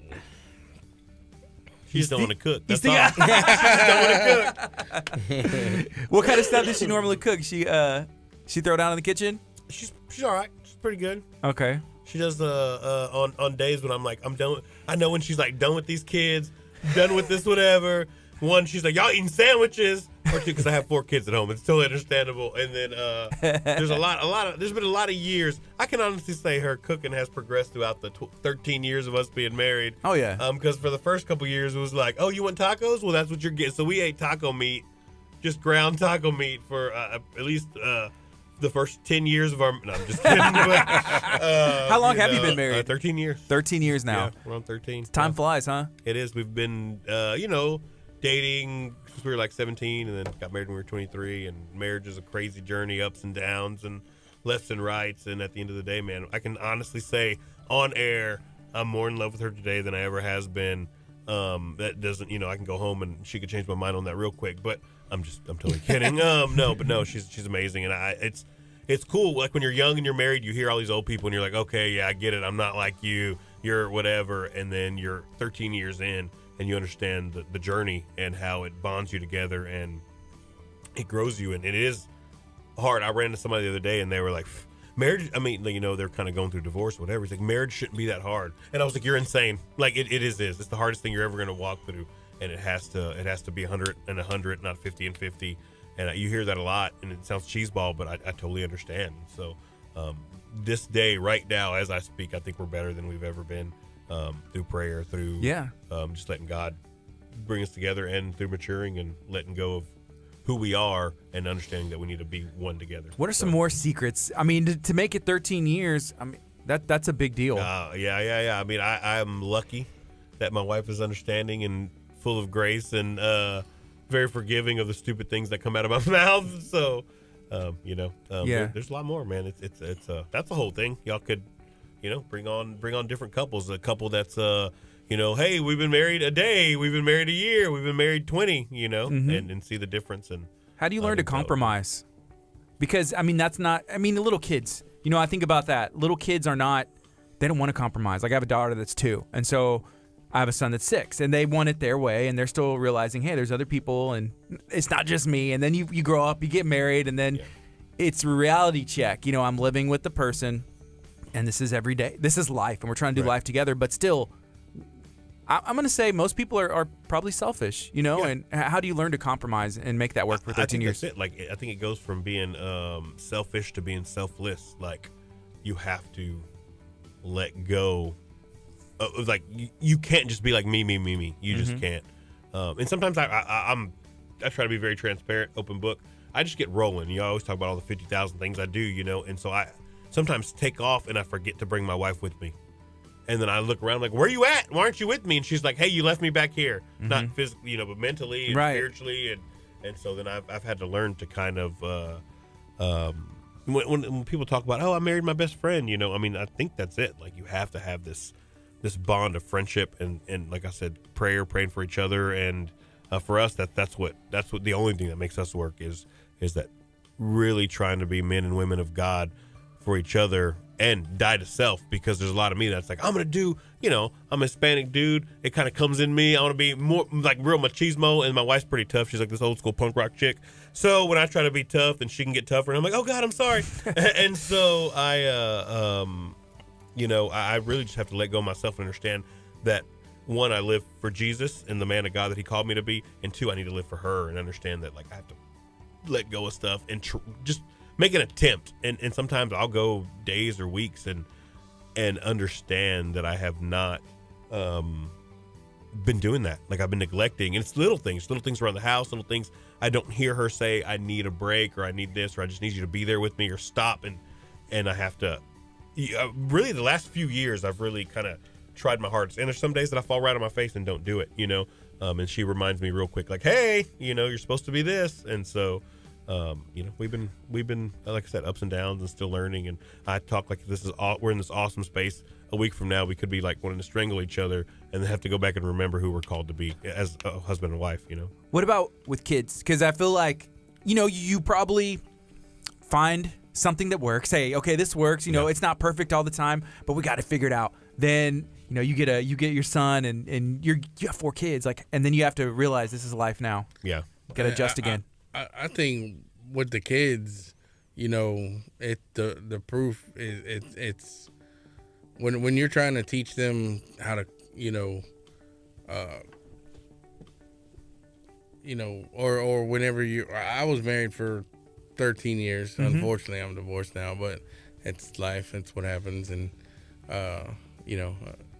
whenever we were married, though, with our kids, I have 2 kids. My son lives with me, and my daughter lives with our mom.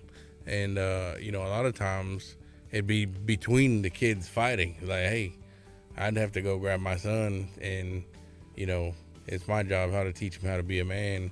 And, I'd tell him, hey, look, let her do her thing right now. And afterward, whenever she's done, you can do whatever you want. We can go back and do your thing. Or today is her day, tomorrow's your day, And a lot of times it's in the reward, of teaching them, when you give, your reward is much greater than just trying being to take. shady and just trying to take, Mm-hmm. Like I would reward him extra, like say, if he wanted to sit in the front seat or whatever, or it was little things like that, especially with little kids, hey, look, let her sit there till I drop you off, or drop her off at school. Then you can sit in the front seat all day long. Yeah. And those are big things to kids, because you think about it like, hey, they've only been alive for how many years, right. And this may be the biggest thing, and it could be the end of the world, and cause a huge argument. Yeah. But then, teaching those balance situations and just learning to compromise at a young age. The scary thing is when like I have 5-year-old twins. I have a set of 5-year-old twins, and they're boys, and we have nothing nice in our house because they break everything. And they get mad, and then they throw these kind of rage fits. And there's this piece of you that goes, for me at least, that totally looks like me. Like, I'm like, on the inside, that's what I act like when I get mad, Yeah. And it comes out on the outside, not as quite as intense as them, but I'm like, they learned that from somewhere. And so now it's like a reprogramming, it's a reteaching, it's a constantly renewing your mind, if you will, and putting that on him and going, okay, well, you have to really watch what you do in front of the kids, because then they mirror it, and you're like, oh. It's funny that he said rage, because remember when I first started hanging out at Chevy's house, teaching him to cut, and I got to know his kids, I was like, man, Presley's a freaking rage monster. like you ever see those guys, like wrestlers or fighters, like they Hulk out, just totally rage out, like, oh! Like veins popping out of their heads. And he's not even know what I'm worried about now. He'd be so just cool and chilling out, and the next minute he's like flying through the house like the Hulk. And that's me. I mean, I have that. Like, I'm super laid back, super whatever, but I don't really have I go from 0 to 10. I'm there's no middle ground. It's either one or the other, and so I think that shows a passion, and you can use that to your advantage in situations, and you can use that towards reaching a goal. If you can find that passion and channel that energy. You also have to be able to control it, because I was a rage monster once upon a time, and I won't lie. I had a great marriage, but there was a lot of habits that I had that messed it up, and a lot of times people don't want to take the blame for stuff falling apart like that. And I had a big part of it, because I would rage out. I'd start freaking out and yelling at everybody in the house, and a lot of times it wasn't even necessary. Yeah, Curt You does gotta that to me. control it. Curt rages out on me sometimes, and I'm just like, Curt, what did I do to you? Gardy, is there something you need to tell us Yeah. about this relationship? Man, this dude, he's a interesting fellow, but You we can better all watch go it. through situations. You better watch it. He turns into Hulk Hogan. That's so His weird. mustache just grows blonde. And they're like, what? Speaking of wrestling, like I'm sure you do, but I follow some wrestling Instagrams or go Yeah. back and watch some of these clips from the 80s and how he literally, like, you just hit him and he's like, it doesn't faze me, and that's Yeah, like yeah. part of his thing. I don't know. I It's think just funny to go refers back and as watch. hulking out now. Like, Yes. he coined it. But yeah. Yeah. Okay, it's 9:52. This is KHEA.com, 99.5 FM. We only have a couple minutes left. We're talking to Chevy. We're talking to Big Mike. We're learning about everything that's been taking place at Headliners, talking about relationships, talking about Yeah, it's losing weird. weight, We getting just healthy. went. We just rolled. Like, it was a weird show. We just went everywhere. Those are the best ones. Yeah. You just never know where it's going to end up. You never know. Well, it ended up on Curt hulking out on me. Supercharge that hot dog. What does that even mean? Just watch out. I know. Just All watch right. out. He's Okay. like, I coined it. It's my new thing. Chevy, so you're right now in barber college, Yes, barber I am. school. Yep. What does that journey look like? Man, it's fascinating. It's a lot of guys in one room. It's like it's not just learning how to cut, but learning how to be around other barbers.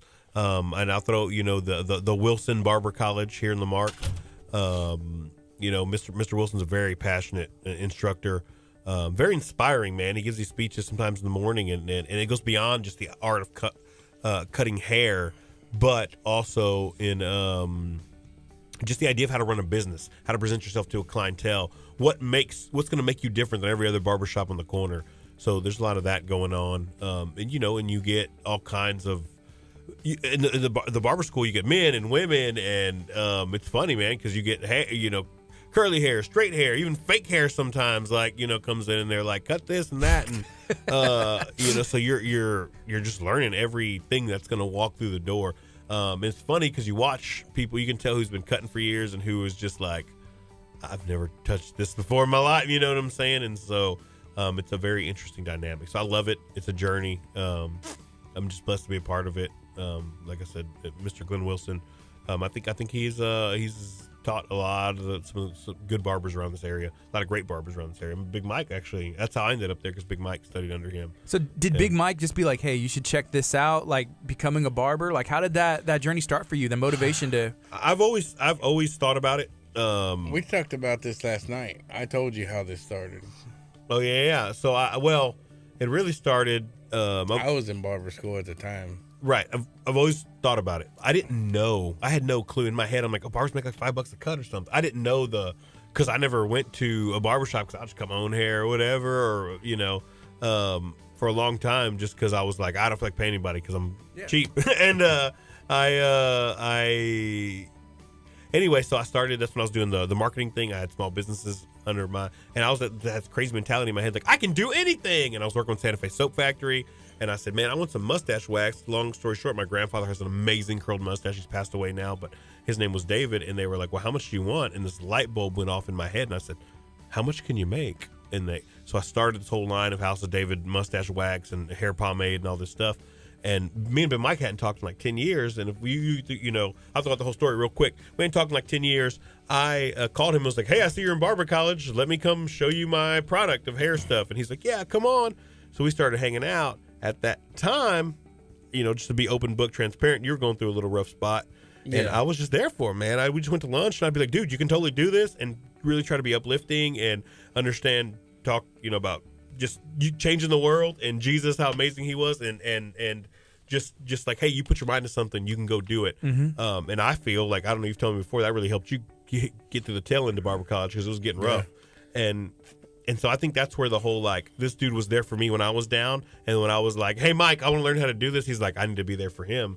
Yeah. So really, House of David Wax could reconnect us. So we've known each other forever. We just didn't talk for like 10 years because, through Facebook, stuff like that, you know. But anyways, that's kind of how that started. Came to my house every day. I think it was like 3 or 4 months. Every Sunday for like 3 or 4 months, we barbecue, we throw food, have all these guys come over. It was like this real communal vibe. Like, it'd be crazy. Like, dudes would show up that are like friends of mine that are singer-songwriters, so they'd be playing. We'd have barbecue going. I'm cutting hair in my living room. My kids are running around. There's just people hanging out. Friends of mine that were going through like a masseuse school, they'd show up and be like, hey, I'm going to this. Let me show you. And they start like massaging people. This is weird. Like just weird. Everybody like learning their trades and kind of, whatever. And so it was a cool vibe. Like it's something you're never going to probably experience again. Like it was just 3 months of a community, random people who should not ever be hanging out out in one room. Just It was a good time though. Yeah. We all had a real good time, and then, it helped me because he's talking about going through a rough time. That was actually when I was going through my divorce, and I've never felt anything like that before. I was down. I was totally depressed, but having that community and having that something to do every weekend really brought me through it and helped me get finished with barber school to graduate and get into the headliners where I'm at now. Mm-hmm. And it not only did it lift me up and get me through my time of need, it got him started on what his next step in his life. And so we've just been there for each other this whole time, and then our just group of people colliding,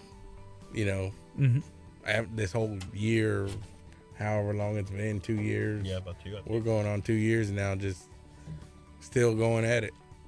This is KHEA Radio. Hey, I appreciate you guys taking the time to hang out with us. No problem. And Yeah, thank you. we're going to have to get you back in, and I want to be able to follow your story Yeah, and see how throw this it out goes. there, Yeah. man. Hashtag pray for Big Mike.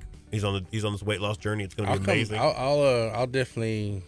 I'd be happy to come back and do results and see where we're going from here, Cool. where it takes me. So we've been talking to Big Mike. That's been so weird. talking What to is that? Chevy here on KHEA Radio. Excited to be able to follow his story. Keep him in prayer. Keep him in our thoughts, and make sure that you get to your goals. Yeah. So, hey, absolutely. y'all have an awesome day. It's Monday. We're going to take a quick break. When we come back, we're going to have the Marina in studio. All right, thank you guys. Have you ever had an Eric Thomas motivational speaker? I haven't. This is what I wanted to show you. This is like his motto. Thank God it's Monday. That's cool. Because did you see it? I No. like it. Gardy's going to start following that. That's his whole thing. He's That's good perspective. thank God it's Monday. It's time to get to work. It gets Doing it. good. Well, I started kind of feeling that way a little over a year ago when we started doing this, because Monday gets such a bad reputation. Oh, it's okay.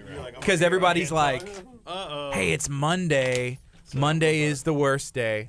Yeah. Sorry about that, man. No, you're good.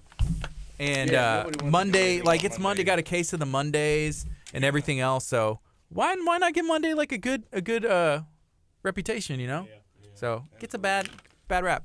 It's nice to meet Good to meet you, man. Thanks for having me. Love you, brother. You're the best, Chevy. Talk soon. Ba-boom! Hey, feel free to share this video out. 6 months from now, I won't be standing up bumping into There you go. Well, that camera's like in a really weird spot, I will say. Man, everyone just saw that on Facebook. Hey, Yes, they did. UPW, are doing anything with it or what? So yeah, we're just gonna. I mean, we can still get maybe a wrestler in or somebody who wants to promote it. Friday we could for about 30 minutes, but we're not in studio, and this is gonna be fun for them because we're actually gonna be at a nail salon, Bay Colony Nails, next to Fub on Me. Let me give me a day or so and see if I can find. I know I can find somebody to make sure they can get off work. I want my boy Nate Laws on here. Okay, He's from Lamarck. cool. He calls himself Mr. 409. You know what stinks? Like he reps. My cousin is gonna be wrestling there from KHEA, and I'm not gonna be able to go because Do y'all need it? Yeah. Y'all still have interns? yes. Let me know. We'll talk more. But Okay. if you want to set something up, he can set up the equipment. Cool. I can live air it for y'all or something. At least interview people before, like y'all did with Ro. Okay. We'll talk about We'll it. see you. All right, man. All right, what's up, guys? Hey, all for the Cajun Throwdown. That's what's up. Feel free to like, share, comment. Let us know what you got going on today. We're going to be talking a little bit about some vision. Hi. Hi. How's it going? My name's Gardy. Gardy. Cindy, nice to meet you. Cindy? Kelly. Cindy and Kelly. Cool. Y'all doing good today? We are. Sweet. Glad that y'all are here. Yeah, I just asked Miss Joanne if we were getting some coffee. Where's the coffee? I'm almost done with my energy drink. Right? I had one cup already and it didn't do anything. So. Need a lot. Are y'all big coffee drinkers? Yes. Are. On the daily. Where do y'all usually get coffee? Or do you make it yourself? I usually make it Keurig? myself. Yeah. I like that Art of Coffee in KHEA. Have you been there? Oh yeah, Definitely, yeah. we've definitely been there. Yeah. It's what the name of the owner? Toucan- Well, it's Toucan Toucan Alley. Toucan Alley, yeah. Jimmy. There's manager Jimmy, and then there's owner Jimmy. Well, it's not Toucan Alley. Let's get it right first of all. It's KHEA Alley because we have so many partners Oh, in there you go. KEMA. Yeah, we love KEMA just Me too. because it's a good place if you want food, if you want coffee, and Yeah. we get our eyelashes done there. Oh, Petrified eyes. Have you ever? Okay. Yeah, Have to give that a try. petrified eyelash. We need to get my eyelashes done, and we've been talking to a lady, Michelle, who can do Some microblading. Microblading. Oh, yeah. Oh, okay. Of my eyebrows. He needs. It doesn't help. It doesn't hurt. It doesn't hurt to have good looking eyebrows and eyelashes. Yeah. So we'll see. But we got about 3 minutes left. When this song is over, we'll be able to go back on the FM. But I'm Okay. excited you guys are here. Yeah. Yeah, me too. And it's Gulf Coast Marina, right? Gulf Coast Mariner. Mariner. Magazine, yeah. I keep saying it the wrong It's way. okay. A marina is where the boats are. Yeah, there you go. A mariner is a fish. Yeah. Is that how it goes? I feel like they're both water related, right? Oh, yeah, yeah. But Mariner's just like the Mariner's person, like of, a- yeah. yeah. Oh, bodies the of water, person yeah. on the boat. Yeah, yeah, You're a mariner. yeah. Cool. So how did y'all get into like water life, or how does that go? Both grew up with it. Yeah, we like. I grew up fishing with my family ever since I was a little kid, and that was like our family activity to do, you know. So, just been doing it ever since, and then yeah, it Same. turned into working for a fishing magazine. So that was pretty cool. Mhm. Are y'all from here? Yes. Yes, I'm League City, born and raised. Houston, born and raised. Okay, cool. And what's the background as far as like writing? Where did that come in? I did writing in high school from the newspaper, and then I got really into graphic design. I never thought that I'd be writing, you know, for work, but it's cool how it all came full circle. But yeah, newspaper, high school. Cool. I don't actually work with the Gulf Coast Mariner, but I've been working and collaborating with Kelly on a lot of different projects. Yeah, we've lately. been going on fishing trips and getting So- stories. Ah, Yeah, it's been fun. Cool, yeah, cool. Tag teaming. Yeah. So I fish for Columbia Sportswear. This is like I don't even know, my 4th, 5th year with them. Yeah. So, so I've been doing that, and I used to be in the corporate world, and in December, actually after an event, I met everybody that we're going to go see this week down in Corpus. I went back and put in my 2 weeks, let go of my job, and went full-time freelance. So it's been scary, but I call Kelly probably every day. Yeah. Everybody. So you said you fish for Columbia? I fish Yeah, for she's like Columbia Sportswear. professional Yeah. fishing athlete, right? What? That's Yeah. awesome. Yeah. Is that like a dream come true for you? It really is not even a dream come true because I never thought something like Possible? that could happen. Yeah. Yeah. If that makes any sense. Yeah. Like it's surreal. So You know, still I compare teach that myself every day. like if a kid's like, oh, I'm gonna be sponsored by Nike one day and I'll be able to Yeah, play right. sports. It's like, oh, I'm gonna be. It's almost the You don't equivalent. think about Yeah. being able to do that. You know, I never thought that you could do that. You know? I Columbia's now like- see the Columbia little Yeah. Yeah. piece there. Yeah.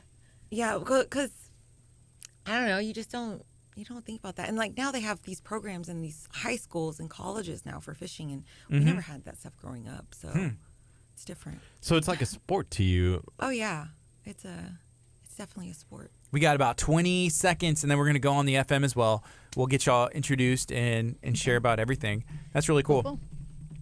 I have a couple of Columbia shirts. I feel like I should maybe have more, but Yeah. I probably need to go fishing more, and then I justify wearing it. Other than that, I may be like a poser. If I was just like walking No. around, I was like, I like it. No. Here we go. It's a southern thing, so Good morning. You're listening to KHEA Radio, 99.5 FM. This is Kickstart. I'm Gardy. And I'm Kurt. And we have some guests in studio. We're going to be talking about fishing. We're going to be talking about Columbia. We're going to be talking about everything that's going on here in the local area. If you're watching on Facebook, feel free to share this video out. We're giving away some tickets. Yeah, it's crawfish tickets to Bontemps Roller Cajun Throwdown that's taking place April 26th or 27th. To be eligible to win those prizes, which we'll probably announce later on this week, and we'll let you know when we're doing that. All you have to do is like, share, comment on this video, and you enter to win. So, I'm glad that y'all are in studio today. Can you introduce yourself again and let everybody know what y'all have going on? Okay, I'm Kelly Gross. I'm partner, graphic designer, writer, photographer, jack of all trades for Gulf Coast Mariner magazine. We're located in Seabrook. Free, high gloss, full color It's very nice. magazine all about fishing, boating, surfing, sailing, kayaking, coastal life. Yeah, so being able to write about it, then, I mean, you do it too, right? Yes, You sir, have to yeah. be able Yeah, to. fishing and surfing are my two favorite water activities. But Cool. And then what about you again? My name is Cindy Wynn. I fish for Columbia Sportswear, and I've really just been like Kelly's sidekick this year. Yeah. So doing the freelance thing, writing, and doing stuff on social media, content creating and stuff. So just been hanging out with Kelly and just trying to collaborate with her and doing a lot of different things. Do you need any more sidekicks? Because I feel like I I know. would like to go Yeah. sidekick it and go fishing Yeah. with you guys. It seems do like it. it'd be a good time. It's Let's been do it. pretty awesome. Yeah, I it's- don't know yeah. how many times we've gone down to South Texas this year. yeah, No, since December, 3 or 4 Yeah. times. Yeah. a couple times now, and like we were actually on a boat whenever Columbia reached out to me. We were doing a snook story down there, and they called me. My manager called me and was like, "So we want to come like do like a little thing about you fishing, probably maybe like a minute video or so, Cool. just something real small." And I was like, "Kelly, What kind of Yeah. story sounds did you really say? fun." It was a story about fishing for snook in South Texas. What is Yeah. a snook?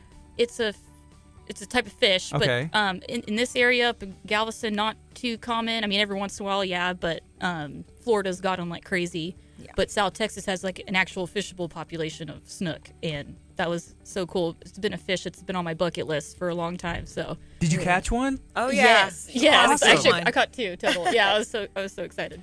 Gardy, Yeah. you can't go with them, by the way, to do stuff because you actually have to catch like record-breaking fish in order to go. You know, like almost a full 27-inch redfish. Is that true? Do I have to be able to catch a record-breaking fish to go fishing with you guys? No, just didn't be a think good time so. on the boat. Yes. Just Say yes. Why don't you want me to go fishing? Oh, I was gonna say because I caught an almost 27-inch red, Nice. and I reeled that bad boy in all by myself. Nice. And I should have first dibs before you. I'm sorry. You know, so we went with our good friend with Del Agua Charters, it's, Captain Miles Delgado, and we had an amazing fishing trip. So what happened is we went out, and they were casting for us. Yeah. And they were just like, here you go. right. And so for Kurt, and it was a good day. It was a good day because as soon as the bait hit the water, there was Yeah. a fish on it. And That's cool. I'm sure y'all have seen that. Yeah. And Yeah. I'm guessing that's not every day. If it is, then I recommend That's everybody definitely a goes good with day. Del Yeah. Agua Charters. Yeah. But they had a fish on the end. They're like, "Here, Kurt, reel it in." And then Kurt almost got pulled in the boat, pulled out of the boat into the Whoa. water. It was a big fish. But he was Yeah. giving him. He No, was that's a good one. going round and round. But anyways, he caught a big fish, and we had a great time. Yeah. But how big is a snook? Is it bigger than 27 inches? Oh yeah, Yeah. they get pretty big. The one I got was like 25 inches. Yeah, I've caught Wow. them up Yeah. to 40. Yeah, she's gotten some 40 something. huge snook in Florida. Do you use a different kind of reel, or is it like a normal? No, just like a spinning reel setup, most and then inshore setups yeah, we would were using work. old DOA fishing lures that day. How far out do you have to go to be able to get Oh, this you fish? can catch them right off the shore sometimes, depending Yeah. on where you're. We were just in a targeting ship them. channel Mhm. fishing for those, so yeah, not That's too far of cool. a drive. Yeah, it was really cool. And that was one of your bucket list fish. Yes, and Captain Brian Barrera down there took us. That's like his specialty, is snook and tarpon fishing. So if you ever Yeah. want to go South Padre and catch one, Because like call most me. people don't, most people don't even realize we have snook here in Texas. So Yeah. that for the longest, I didn't know what a snook was. You That's know, me. I've I'm never so- been exposed to it. If so- I'm a good representation of most people, I didn't even know a snook was a fish. Okay, yeah, Yeah. I could show you a picture. I But yeah, think they're Kurt pulled one I mean, up, right? every No, once in a I'm, while- I'm just pulling up the picture of me Oh my gosh. catching this fish. Oh, let's see it. Oh, that's a good one. Yeah. that's why Yeah, there's like that's the great. jetties. Yeah, we're in Yeah. the jetties. Cool. So how did you get the hookup with Columbia? So you were out kind of working, doing the thing, and you got a phone call, and they're just like, Yeah, how'd so they find you? Just recently. Well, this was actually this was for just a project that we had just last month for February. But I started with Columbia several years ago because I just started sharing, with the advent of social media, I started sharing my stories on social media, and I also have a very talented significant other. Okay. So he, Sam Root, he's a content creator and media guru. His pictures are amazing, and our first date, we went out and Is he a fisherman too? Or yes, he is. Cool. And he put me on this pumpkin redfish. Like when you see this redfish, it's I still haven't caught one like that. Wow. Yeah, it was beautiful. And then like a couple weeks later, I ended up on the Coastal Angler magazine, and from there, like Awesome. my friends list and everything just went skyrocketing. Are you on Instagram? I am on Instagram. What's your name on there? Sid TX, so SIDTX. Sid TX, following you right now. So I'm looking at some of these pictures, and there's a bunch of fish There are a bunch of and some really cool shots. What's Yeah, your send me What's your pics, Instagram? Sid. Do you have an Instagram? Yes, it's Kelly. I think I just posted Rat a picture bones. of her this week. Kelly too. Ratbones? Yeah. Why is it Kelly Rat? You know, I don't know. I was my buddies surfing back in the day. Everyone had a nickname, and someone just called me that, and it stuck. So I'm not sure what it means. I hope it's good. So here we go. I'm looking at the first picture. Well, it wasn't the first one, but it's the first one with the fish. Said pulling up snaps on the fish whistle last summer. It's a throwback to a snapper. Oh yeah, that pretty was cool. yeah, Oh, yeah. yeah. That was last summer. Cool. So where were you whenever you caught that? That was out of Freeport, maybe like 55 miles out. Yeah, just a fun trip with some friends. So 55 miles out. That's a pretty good ways. Good. Fun. Yeah. How long does it take you? Mine. It depends on the boat, but I don't know, like 3. Yeah, a couple hours. Couple usually hours. depends. It's hard to tell because you're having it fun all just driving depends. out there, and it depends Yeah. on the boat, how size, kind of motors they got, and that kind of stuff. But Okay.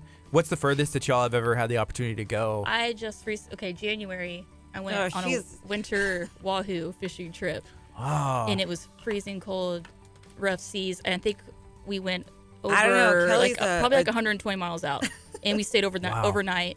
So that was my first time doing an overnight offshore Incredibly trip. impressive. So that's what Del Agua wants to take us 100, like to do a You should 36 totally do hour it. fishing it's trip. amazing. Yeah, it's so cool. How big of a Especially boat? staying out there. Yeah, try it in the winter when the waves are 7 foot. No, seas, thank like you. Kelly. Yeah.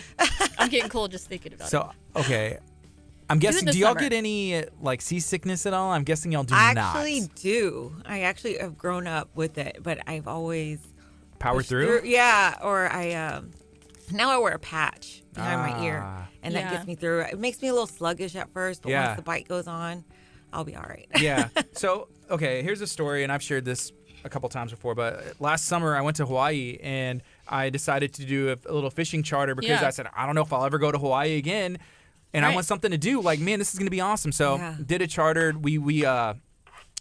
Is it called trolling? Where Yeah. you just kind of throw out, and they have these humongous reels, and they say, hey, we may catch something. But Yeah. as soon as we got there, like, it's been really bad. We probably won't catch anything. I'm like, first of all, that's the wrong attitude to have. Yeah. So we were just we trolled out there for 4 hours. We caught nothing. Me and my wife both got seasick, and Yeah. we were like not feeling well within 15, 20 minutes of being on there, just sick. Yeah. So Well, that that's was the thing bad. with trolling. Yeah, it's like it's either to me action packed or you got to wait a long time. You got to drive around a long time. And so there sometimes. wasn't anything to distract us. Like Right. whenever we went out to the jetties, it was like you threw it in the water. Hey, I'm reeling in a fish, and so Yeah. your Yeah. mind never. I don't know. You get distracted. Yeah. for sure. That's true. Yeah, So the patch works for you. The patch works great for me. I I've had to been put using one it on for a for couple that years wahoo now. trip. I usually don't get seasick, Did you but put a patch on? I did. Yeah. Yeah, because it was getting up to 6 foot seas. Wow. And staying the night out there, it gets pitch black. So I just lost the horizon, It's just, Yes. I Yeah. felt like I was in outer space. It was so cool, like just losing the horizon and everything. So I woke up in the morning and I got a whiff of gas and I was like, oh, not feeling so good. Oh no. But yeah, usually I don't get seasick, but So you were able to go to sleep? Where do you go to sleep? yeah. The boat I was on was just a center console, so it's not like a sport fish with Yeah. rooms and stuff. But they just have these big bean bags. And you just sleep out there. Just wherever you're it at. was so beautiful though. The stars, I mean, it was crazy. I don't know if I could do that. Like 36. I know he's been saying like I do haven't 36 done one of hours. those trips yet. I haven't gone on an overnight. You yet, literally so. can't be like, hey, take me back to land. You're Nope, like, you're yep. stuck out there. And I would almost feel, I'm not really claustrophobic, but I feel like I would be one of those people. It's just like, this feels tiny. Right. Like I There's really no can't. escaping, yeah. There's no Yeah. escape. Yeah, right. You're literally stuck there. Yeah, it's definitely a until you get mind back. thing. I mean, ups and downs if you're You know- out there for a while. Well, in Hawaii, the worst thing is I could see the land because all we did was go out there, and then we just did circles. So I'm like, we weren't even going. I was like, Right. just drop me off. Like I'll Yeah. jump out the boat, and and Yeah. it probably would have helped just to be able to swim. And I don't know. Yeah. But My that's sister that's cool, you did can a see trip land from similar to that in the Cook Islands, and she said we got so sick, and she's gone offshore Hmm. with me a lot of times, like growing up, and she couldn't handle it. Just seeing land and like bouncing around. She said it was terrible. Yeah. Well, it ruined my day. I bet it does. Yeah, that's so I've cool. had some rough days out there too. And so You that's just feel my useless. that's my fear. You know, if we did another trip or went overnight or 120 miles out, and it's like, okay, am I going to be 36 hours of not feeling the best? Do then a it could shorter be- trip to start off. Yeah. Like Yes. go offshore and do like an 8-hour trip or something. You know. But then it could be really flat, and it could be like the best 36 hours of your true. life. We were seeing turtle. You never know what you're going to see out Summertime there. is You probably know, the best time. Yeah. Then. Okay. 'Cause I wouldn't recommend. you just going never know what into you're going to winter see. if You you're- see cool stuff. So. When's the next time y'all are going fishing? Wednesday, we're going down to a media event for DOA fishing lures down in Corpus for 2 Okay. days. Yeah, Yeah. it's always a fun event. They get fishing guides to take you out and use all their lures and learn about it and how they use them and stuff. It's great. How often do y'all go fishing around this area? I mean, as much as I can. yeah, really. as much as I can. Yeah, I was supposed to go after this today, but I don't know if I'm gonna make it now. Uh-oh. I just kind of like we threw ruin my It's a rough well, one day. I was like, I have a podcast thing at like 10 o'clock. I might be able to meet you. And then this morning I woke up and I was like, oh, I have nothing ready. I'm gonna throw my kayak on the floor, and I just left. I was I had it in the back of the truck already today, and I was like, no, never mind. I was going to ask about that because obviously you've been all over fishing. And one of the things that we've talked to Miles about is that people forget that Galveston is actually still a really good place to go, Oh, yeah. Oh, go absolutely. fishing. Yeah. It's an What is- amazing place to go fishing. Yeah. The fish eat here. Yeah. So is this the best place? Like, where's the best spot to go in our area? Or, is it better near Corpus Christi to go fishing? It's just different. It's different, Like, yeah. As you go further south, there's different things in the water. Like down south, they have turtle grass, so it filters the water, so it makes it a lot clearer than it is down here in Galveston or up here in Galveston. So for me and Kelly, it's like mind blowing for us. We go out there and we're like, holy Really crap, clear it's like water, the Bahamas. So we've gone down there like 4 times now, But just fishing around here, I think most of my friends who come to Texas and actually start fishing here, they're like, you guys have it so easy. I mean, the bait is abundant, the fish eat, and you don't have to spook them because it is a little murky out there. What do people look for? Like, what's the general like prize fish? What are people looking for in this area? Probably trout I and think redfish, redfish, huh? trout, and flounder Yeah. is like the typical inshore target around here. Yeah. It just depends on the season. They might be looking for something a little harder. Like in the fall, there's a flounder run. In the spring, there's a little flounder run. Redfish, I feel like you can catch almost just any time. But Yeah. that's probably one of my favorites. So y'all enjoy fishing? Do you also like eating seafood? And if Oh, so, yeah, how do absolutely. you like it? Cindy's a great cook. She's all about it.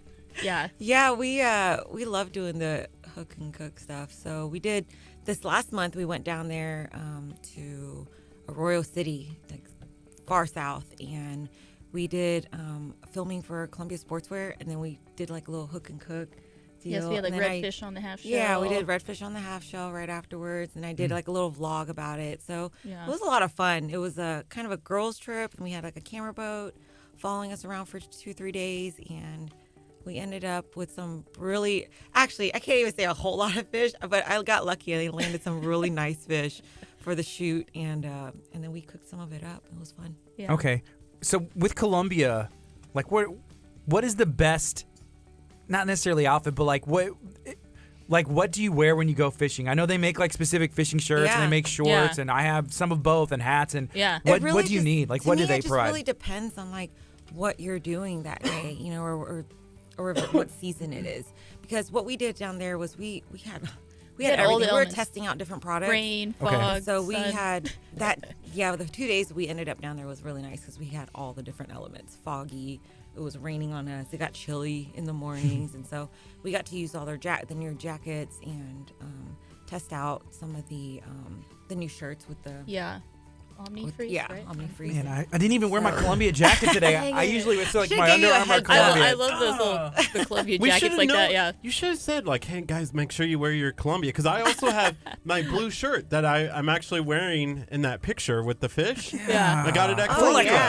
yeah. I mean, Columbia is not just a fishing thing; it's a lifestyle thing. Everybody down here, whether you fish or not, you probably either got married or had or been to a wedding with everybody who's got Yeah. sportswear on. If you're in you a know? fraternity, Yeah, right. It's, yeah, it's for Exactly. everybody. it's in the dress code. You Yeah. wear Sperry's, which are also Yes. kind of boat water Yeah. shoes. Sperry's, and you wear the shorts, and you wear the glasses. Any way except the right way. So you can wear them like this, Yep. back this, on Oh, the head. yeah. Anyway, Yeah. What kind of sororities are? Oh, a fraternity. oh, It's the dude. You know what I'm talking about? It has that look. But it is. No, It's a I don't know. lifestyle brand, right? It's Easter egg. Did it start that way, or was it mainly? He's been around Gear. for quite some time. It's been around since 1938. Yeah, I guess you weren't there either. I don't know either how they started. I was. How did it start, Kurt? It was awesome. And we were just like, I want to start Columbia. Oh man. Hey, so Kurt had asked earlier, like, what are the best places to go fish? And then my good friend John Ashley said, she's not going to give away the secret spots. You can't give away the secret spots, or can you? Do you write about that stuff? You're not able to get away from this interview I mean- unless you give us at least one spot. Yeah. The doors are locked, and they will not West open. Bay. It's been West Bay for us There you right go. now. Okay. I mean, I don't care about letting people know where I've been No. catching. I'm not, I it's really not like don't. I'm a fishing guide or anything and out there every day, so I don't Yeah. I mind telling usually go people. to like and mostly yeah, if I got public I places got to write about anyway, it. So if they run into me, great. You know, the one thing that we saw when we were out on the jetties, you know, we had this spot, right? And we're just tossing. Every time we tossed, it was like every 5 seconds, yeah. like reeling it in. It was great. We had like 20 some fish that we took home that day. It was fantastic. Yeah. But you look around and all the other people were just sitting there. They're like, oh man, and you could hear like we were like clapping and cheering. Yeah. We got another one. Yeah. And Yeah. you could just like see the sigh of you know Yeah. people were upset that we were doing that. Using the But right- you know, right yeah, thing. you just that's what the thing is. You just never know what you could tell somebody where to go, but if they don't know what they're doing, Yeah. the technique and different things you have to learn about stuff. there so it truly takes is time. not like yeah, spots. Like yeah. you know. I wouldn't say there's spots either. Yeah. I feel like people I don't believe own the that water. though. Oh no, some people. I mean, hey, Yeah. you know, Yeah. some people might have their You honey might find a hole little and- honey hole somewhere. Honey you hole. know? Honey hole. Even my cousin, like he went fishing yesterday, and he's like, "Hey, had to make a stop by the honey hole." He was Yeah. coming back from I don't know wherever, and Yeah. so he posts a picture of his fish. Yeah. Here's the other thing, and I haven't had an opportunity to look through y'all's social media, but I've noticed that there's a certain way to pose with the fish, and they kind of make it look a little bit bigger, where they hold it out. Oh yeah. Oh, we're And professionals at that. we need some help with posing, because Kurt, like, I feel like he did it, and he There's covered up. definitely a list red Yeah, fish. definitely away. don't want to like be putting your fingers too out. You know, Yeah. you just want to display the fish. So Yeah, underneath, he covered up the spot, but he held it here. I was like, Kurt, you could have held it out. It would have looked even don't bigger. stick it out all the way because that's All the Yeah, way. you don't Just want like to. medium. You don't want to stick your arms out all the way, but you want to just have a. I But yeah, also just feel like hide your fingers so when that you way you're little- displaying the fish. when you have biceps like this, you know, No you problem. also have to like He's like trying to flex flex through and the. Doing show redfish it curls. so that you can see it, so that you can see how big the fish is, right? Like in comparison to your. There you go. No. Comparing it to his arm. Yeah. Hey, I was gonna ask, as a professional fisher, do you have a way to cast it? Because you know, Gardy and I, we tried. You've seen Goofy the movie, right? The You know, perfect cast. The perfect cast, right? We tried it, and then we like tagged each other, like got each other on the back a Oh, little okay, bit. yeah, You know, yeah. like is there a way to cast that every time? I don't know, because I'm kind of all over the place. I can't Me too. really even tell you. Yeah. I'm trying to pick up fly fishing lately, and it's already like been overwhelming for me. I hooked my mom one time as a kid. I grew up fishing. Oh, that was a bad day. Oh, I was yeah. practicing my cast. We weren't even out yet. And so my Yeah. dad, we had a little boat. He was about to back it in the water. We were coming out. I don't know what I was doing, but I was just like, okay. Yeah, and I got my mom, and oh, man, I was man. in trouble. Yeah, yeah. But it's the biggest I've ever caught. Yeah. So Wait, there's what? my mom. Yeah. the music. No. We're gonna get in trouble. I think she listens to the FM. Yeah, she does. She remembers. She was there, Kurt. She knows. I accidentally hooked her. Yeah, but you said the biggest thing that I've got. Oh man. Yeah, she was. Tread lightly. Tread lightly. I've never caught anything else bigger than my mom, and there's that. But I hope to. I'd love to go fishing again. So we went fishing actually, last that's year. actually how me and Kelly really first met, because I had caught a 108-pound grouper, and Kelly found me on social yeah. media and was like, "Hey, can I use That this for picture the was awesome, magazine?" yeah. And I was Cool. like, "Yeah." Where do you catch grouper? Like, I went with my team, Real Therapy, and we went out. It's probably a little over 100 miles out. oh my goodness. So out of Freeport. Okay, so that they have them even in our waters. Oh, yeah, yeah.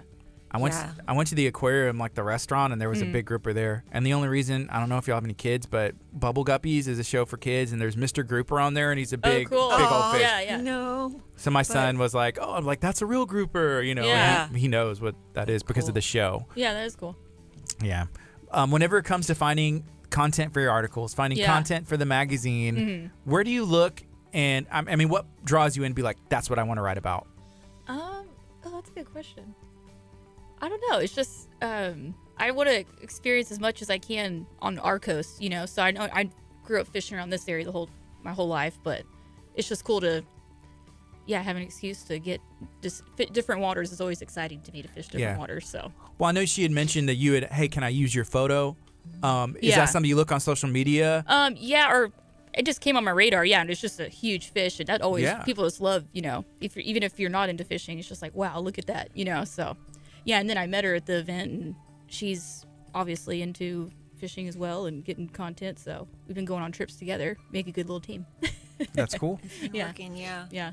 That's cool. Right now it's 10:27. This is KHEA Radio, 99.5 FM. We have some tickets we're giving away, and Curt, share about that. And then I want to ask them, because I don't know, because y'all fish for fish, but I don't know how y'all feel about crawfish. Oh, I love them. We had crawfish yesterday. You're doing that yesterday, right? Yeah, so right now we do have a giveaway that's happening on today's show. If you like, share, and comment this video, the live video on our Facebook page, that's KHEA Radio, you have a chance to win some free tickets. These are general admission tickets to the Bon Thames Roller Cajun Throwdown that's taking place April 26th and 27th in Galveston at Tin Cups Caddy Shack, which is right next. Really? I love Tin Cups. That's a great place. That's right next to Skydive Galveston, which is a partner here at KHEA Radio. Yeah, so it's we talked to them last week, and I believe there's a shrimp boil taking place on Friday, and there's a crawfish cook-off that's taking place on Saturday, so you can go and partake in all those. I think there's crawfish until you can drop, basically.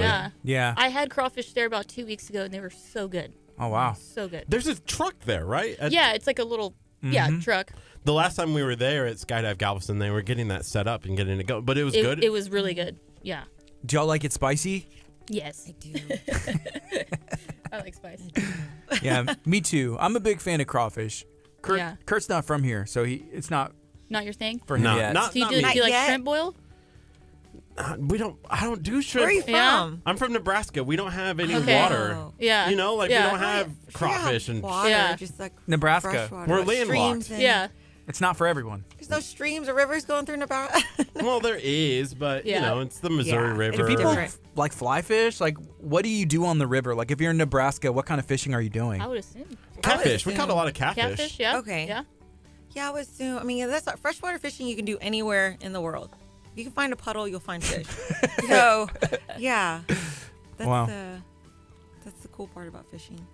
Hey, John Ashley said, hey, y'all going to be out there this weekend? We are actually, it's next weekend, right? Or it's next It's weekend. the 26th and 27th. And we're actually going to be at the San Leon Oyster Festival. Oh yeah. And that's taking Mickey place Gilly. the same day. Yeah, Yeah. Mickey Gilly's going to be there. I So love this time of year. I know this Hey, time of will year. you- There's so much So going fun. on. As we're talking about the Oyster Festival, remind me we need to call because we're actually supposed to be talking to Mickey Gilly himself next week. Oh, sweet. Which will be cool. yeah. Are y'all a big fan of oysters as well? Love I oysters. do. Yeah. I Is love there any oysters. seafood y'all do not like? I feel like You know, I may I'm have stumped y'all. not a big fan of scallops. Really? I feel like I haven't had them properly cooked or something. I had some Kinda- yesterday. Yeah. Yeah. Oh, we need to go scalloping in Florida then. Okay. That's How do you pretty catch? cool. How do you do that? What's scalloping? How do you catch those? You just dive down and find them? Yeah, it's usually about. Well, when I went, it was like 6 or 7 feet of water, max maybe 8, and we just went down. You just grab them. They're cute. They're like, trying Wow. to flutter away from you. It tasted good. I had Yeah. some. You know, earlier you had mentioned that you didn't have your kayak and stuff ready. Are you? Last night was went from 0 to 100 real fast, and everybody just stayed up way too late, and we're like, no, not doing it today. I was gonna ask, like, are you fishing with a kayak, or would you rather fish with something else, like a big ship or a boat? You know. To I be do honest, kayak. I like having a kayak just because it's kind of like a peace thing for me out there. Just being out there and relaxing, and if anything, if the fish aren't biting, I'm still gonna get a workout. Yeah, I like kayaking and wade fishing. Yeah. This area, A lot of people will go to the dike in Texas City and just Yeah. fish off of there. Is that That's something where y'all I done? grew up fishing. Yeah, I cut my teeth actually, on the dike. a few months ago, I was going there a lot. Haven't been there in a while, and it's fun. And it's, less cleanup. Just pull up car, put some lines out. Some people wade. Still do that. Do y'all do Yeah, that? Some I waders? haven't over there, but I heard there's good trout fishing over there. So where did this passion? Because you said you've been doing this for a while. Did your parents take you out on a boat one day Yeah. and you're like, oh my gosh, I just Well, really like my love dad's this? like a fishing fool, and I was like strapped to a chair, months old, going out. He was a big offshore fisherman, so Okay. we were going offshore a lot. And then as I got older, I still liked to fish, so kind of doing it on my own, getting a kayak or But yeah, hopefully one day I get a boat of my own. Yeah. No, and like for me, I just grew up. My uncles were commercial fishermen, and so they were also my babysitters. So I grew up with, exposed to all the seafood and fishing and stuff, and that's all I ever really wanted to do. Just remember sitting in school, like, can't wait till my dad comes and picks me up so we can go fishing. That's just how I grew up, and my brothers and sister were the same too. And that's why people sometimes they ask, like, how do you get like my kids into like fishing and stuff? I think you really just have to start them off young. Take them catching, not make it so stressful. Just make it fun for them. Like any little thing like that I caught, my parents were like super proud and like excited for, and even now, like I still go down to the dike during croaker season and catch those little 1 pound croakers. So yeah. That's cool. So it's 10:32. Right now we're talking about fishing. We're talking about, I guess, Gulf Coast living. Yeah. What does that mean? Like what entails, the Gulf Coast? Pretty much like what goes on in the magazine. Because I know y'all just cover fishing, but is there anything else? Oh yeah, like that's just my favorite activity, of course. But we do just boating, surfing, kayaking, sailing, and then we always have like recipes. Because just cooking the seafood that's available around here. That's the whole coastal life, Yeah. And we like to feature artists that paint marine and all that kind of stuff. So, yeah. Do y'all Split ever everything. cover any of the local restaurants, like the seafood restaurants? Yeah, we try to feature a restaurant every issue. And we have a writer go out, take photos, try some food, get a little story going. Because, we especially restaurants closer to the water. That way we can help promote them. But Yeah. And I know there's one specifically that comes to mind where you can like catch and you pull up and you're just like, hey, can y'all cook this, please? yeah, Oh, yeah. we like to feature restaurants like that because that's such a cool, option to have. Isn't there you one hook in it, they cook Galveston? it. There's one over, is it San Leon or Bay Cliff or? think so. Topwater There's Grill that does it in Topwater San does Leon. it. That's the one. There's quite a few places. There's a new place in Surfside called Dorados. They're trying to promote that. That's cool. Yeah. I'm sure Galveston's got quite a few. Like I know Stingery and Crystal Beach, they do that. I think most people, yeah. Most places, like if you tell them, like go, But Topwater does especially good job. touristy areas. Mm-hmm. How are you picking your articles that you're doing for the magazine? Sometimes people approach me, want us to do a feature on them. But if not, it's just kind of like snook. I've always wanted to catch a snook. Let's get that going. Yeah, And we're gonna I go try back to, for sure. yeah, she needs try to to do catch articles. tarpon next. Yeah. Ooh. What's a tarpon? Oh my gosh, gosh. it is inshore's probably ultimate game fish. Yeah, they get huge. I gotta get one. They get huge. Actually, if you look at my profile picture on Facebook, I got a tarpon right there in the center with me. Is that your favorite to catch? I think that now, like just inshore, definitely. They're just because they get they jump out of the water. Yeah, I mean, they're just I've never very caught one, but sporty. photos and stuff. Yeah, they jump out of the water. acrobatic. They jump out the water. They're show-offs. Yeah, and they get so huge. It They just seems get so cool to see a fish that size gigantic. jumping out of the water. Yeah. That's awesome. Okay, Yeah. this is water related, but it's, I don't know, it's not just Gulf Coast, bound. But have y'all ever been on a cruise? Yes, I have not. Yeah. Where'd you go? I think I went to Cozumel and I think it was like 2 places. It's been over 10 years, but yeah. Wow. It's been a while. Yeah, right now we're giving away a cruise. We Yeah. give away a Sweet. lot of things, Man, yeah. actually. So that's our featured video on our Facebook page. All you have to do is like, share, comment on that video, and you can actually go on a cruise, courtesy of Karen and the team at Cruise Planners, Your Vacation Edge. So that one we're going to be announcing the winner on May 31st. And Royal Caribbean. So it's going to be a fun time. Yeah, I've it's never awesome. gone on Royal I went on Carnival last time. So I don't know if they'll let you fish off the cruise ship, I would I would You assume just like- not. But but maybe whenever you get somewhere, you could. yeah, Yeah. once you get somewhere, you can definitely find a excursion that has fishing usually. Yeah, is that something that you would probably do now? I don't know. 10 years ago, would you have done that or? Oh yeah, I would have. Yeah. Yeah, I've been doing that. Oh, actually, my cousin from Kansas came in this weekend, and she was like telling all her friends, she's like, man, 'cause I don't even know how, because she does not fish at all, how we like hung out so much when we were kids. But we would actually go travel together, and then she'd end up hanging out on the beach or the pool, and I'm like, you want to go fishing with me? She's like, nah. And then we'd split up for the day. She'd Yeah. drop me off at a charter, like just do Meet it. back at Yeah. night. Yeah, and we meet back at night. It was, I don't know how we bring back worked, dinner. but yeah, really close to my family that way. It was really funny to like she's like, yeah, you've been doing this for like so long, and I don't know how like I came along with you for all this. Yeah, because she won't even get her hair wet. That's awesome. You know, how is it being a I know it's 2019, but like being a woman in fishing, Right. is that something that's generally seen as a guy thing, or people? Definitely, It's definitely a guys. male-dominated sport. Yeah. How's that been for you?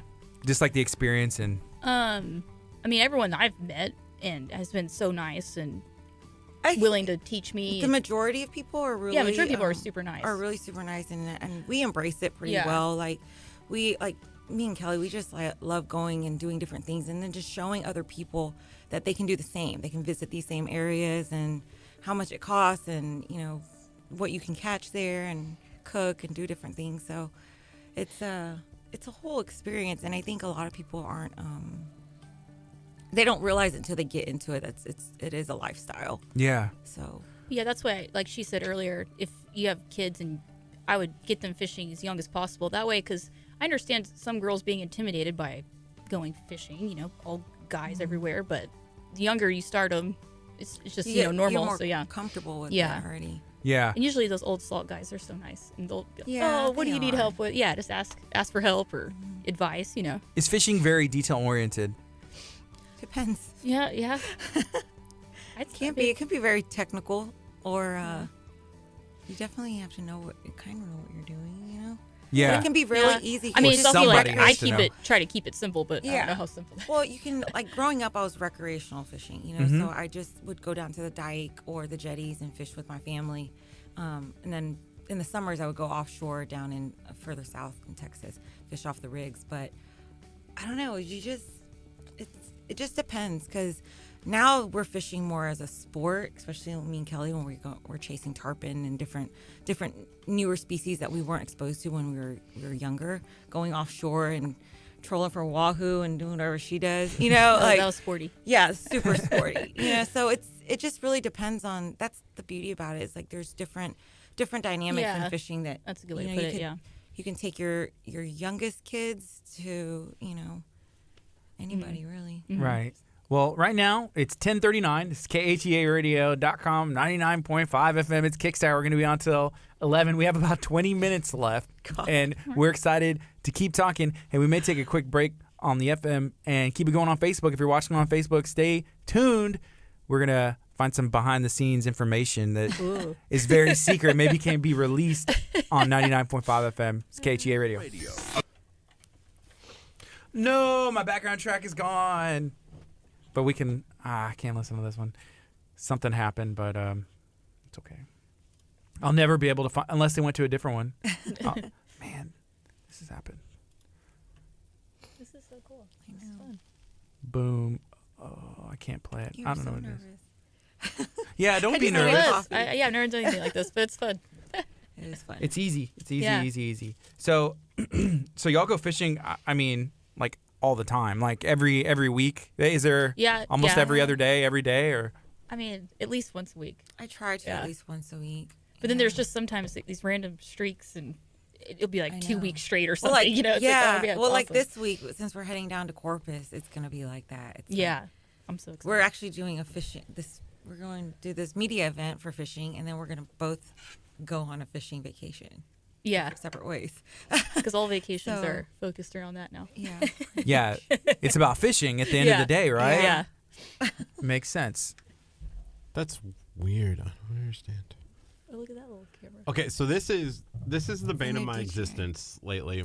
This is a camera that I catches was thinking everything. about getting one. How do you like it? It's awesome. That's super see cool. it? Yeah. Yeah. Get you Oh, one. wow. So for audio, it'll pick you up pretty well. Really? There's 2 Oh, microphones. that's the one thing I was wondering There's about. one. If you're talking, so if you hit the button on the right 3 times, Yeah. if you go boom, boom, boom, just like 3 times real quick. 1, 2, 3. On the right? Yeah, 1, 2, 3. You got to do it really fast. Recenter. I do it again. Did I do it? 1, 2, 3. Oh. There it goes. So it's easy. It goes into selfie mode, and then it'll follow. It'll follow That's and what balance. we need for our road It's so trips. tiny too. That's perfect. No, it's good. We've And then been you hit using- it. Yeah, hit it 3 times again, and it goes back. But if like you're trying to pick up my audio right now, Yeah. you're gonna have to boost it whenever Yeah. you're editing. I grabbed 2 That's pretty GoPro cool. 7s like this fall, so I was like, I don't know if I'm ready for another piece of equipment. You are. This is awesome. That's super cool. See, you know how Columbia works. You got So- like DJI. To So send us how some free stuff. long is your battery life on that thing? It'll last all day. If Cool. well, I mean, I've used it a lot. You have Like If it was over throughout the waterproof- day. Be done. Oh yeah, is Yeah. it not? I don't think so. Okay. Oh They're yeah, that'd waterproof. be bonus. Yeah. Yeah, but no, That's why it's you use great. the That's GoPro good 7s. for- They've been working really good for Yeah. us. Cool. I love. Have you flown drones while you're fishing and out on your boat? Man, I'm I'm gonna too be scared. honest. I have a drone that's still in the box waiting for me to like try it out. Kurt, What is it? 'Cause can you I'll load buy your it from video? you. Yeah. no? Do you want to see it? We'll have to show you guys. So Yeah. whenever we went out last year for that trip with our buddy Del Agua Charters, Yeah. so Kurt edited a video for him. Nice. Oh, cool. And so with the drone and us catching fish, it was Yeah. awesome. Everything looks so. Yeah, Then we we'll had have the video most clips. You can dramatic find out what's going drone on shot. with I'm gonna have to source new background music because it's gone. It's completely gone. Okay. It's gone. So here's a look at our Del Agua Charters video. Take a look, Facebook. Today, man. Like Kurt. All right. Another Gatorade. Oh, I caught one bigger than you. See you later, bud. Go tell your cousin. I'm not kissing that. Slow fish. Cast. Oh, that's pretty. A little bit too close to the rocks. Let me get it back off. I'm ready to put my phone away because I feel like I'm about to like just throw it in the water. You know, just like one of those things like whoops, just happened. It's just an exhilarating feeling, man. I feel more at home on the water than I do on the freeway. This is what it's all about.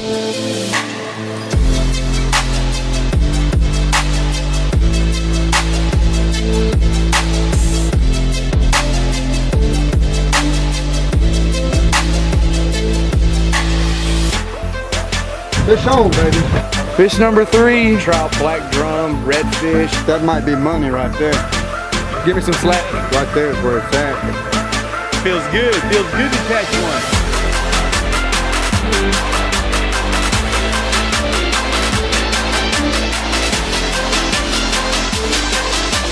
Another one for the box.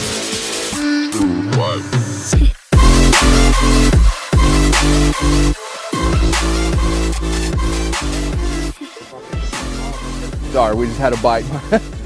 that tends to happen on our charters. Brought to you by Bang. Yeah. You're on. That was a look at our fishing trip not too long ago with our good friend Miles Delgado. Make sure you check him out. Go fish Galveston. And that's why we like talking about fishing. We like learning about everything that our area has to offer. Yeah. Galveston County and, you know, like the surrounding areas. You can get a little bit of everything. Yeah. You know, one of the things that I loved when we were talking to Rick, you know, we met Rick Clapp talking about Bay Area Houston Magazine. Right, That's the one that we knew Yeah. about at the time, and we're like, hey, we'd love to do stuff. And he goes, you know, actually, we have this fishing magazine too. It's called Yeah. The Mariner, and I was like, The premier fishing magazine. yeah, of the and world. so- Yes. of the world. And so I was like, let's that. do it. Let's partner. Let's find a way. So tell us a little bit about the magazine itself. When does it come out? How can people find it? How can people purchase it? What can they do? Okay. Gulf Coast Mariner is a free, full color, high gloss publication about fishing, boating, sailing, kayaking, surfing, all things coastal life, especially Houston to Galveston area. And you can read the entire magazine online for free by going to www.gulfcoastmariner.com. And yeah, you read the whole magazine for free. You can pick one up in Clear Lake to Galveston, all over the place. I'm trying to think of like some hot spots, but yeah, Like we're West Marine? Just walk in West- anywhere. Yeah, good restaurants like Tookies and all that around here. Galveston, bunch of the bait camps carrying them now, fishing piers, just all over. But we're bi-monthly, so we come out every 2 months, and we're working on the May-June issue right now. So getting content ready for that deadline Awesome. time. But yeah, I think today, like when is the deadline to have stuff? It's next Monday. next It's Monday. next Yeah, Monday? You're I good. feel You're like April flew by. So good. Yeah. I had it in the calendar as April 15th, but I'm glad it's April 22nd because with Yeah. Easter We're and going to everything. print next Friday. Not this Friday, the today's next. the So, 15th. Yeah. It's like taxes. Payday! Oh, we get paid on the 15th. I There's hope. that. I hope. Boom. Boom. Yeah. Awesome. So one of the things that we like about the magazine and Bay Area Houston is like the quality of it is Right. amazing. Yeah, it really, especially for free publication, it's something that people don't just throw away. Mm-hmm. it looks so good. Keep I it on have your one right coffee here. table. Yeah. Yeah, there you go. Yeah, if you go we, to and we doctor's pride ourselves office, on Mariner. Like if you can always submit a photo, and if you do, you fishing or surfing, anything, we publish them big. It's not just like some little small photo. We try to give you good space. hey, Mandolin said, I just realized we have a copy of the magazine. My husband picked it up Awesome. at one of the grocery stores. So Awesome, that's great. yeah. Thank you. That's Very so cool. Hey, which grocery store? Let us know. Because I wonder once if we it's get in, Arlen's. I wonder if it's Arlen's. That's a Arlen's big spot. over there in where's that one? off of, NASA and Kirby. Okay. Yeah, Oh, yeah. have you guys been to Burger Nation NASA yet? No. It's close to like It's NASA. close to Space NASA Center. because you guys Okay. are probably over there, right? Yeah, I live by KHEA, but our office is in Seabrook, so. Yeah. Yeah, you have to go to Burger Nation NASA. Okay, it's right cool. across from the McDonald's there. All right. Yeah. So there's a burger that actually was formed by KHEA Radio that you can order. It's called the Kickstart. Love it. It's got peanut butter. It's got jelly, What? The face, yeah. Like Okay. peanut butter, Interesting. Yeah, jelly, exactly. Grouper. cheddar cheese, cheddar cheese, Grouper, bacon. It's got 2 patties. Oh, Man. Hey, where in Seabrook is the office at? It's at North Meyer and Second, so right by the Dairy Queen and Tookie Seafood. It's like Boom. right across the street. Yeah. Yeah. oh, we know Feel, where feel Tookie's free to is. drop in. Yeah. Yeah. I know. I have a question for y'all. okay. Okay. All the taco stuff everywhere.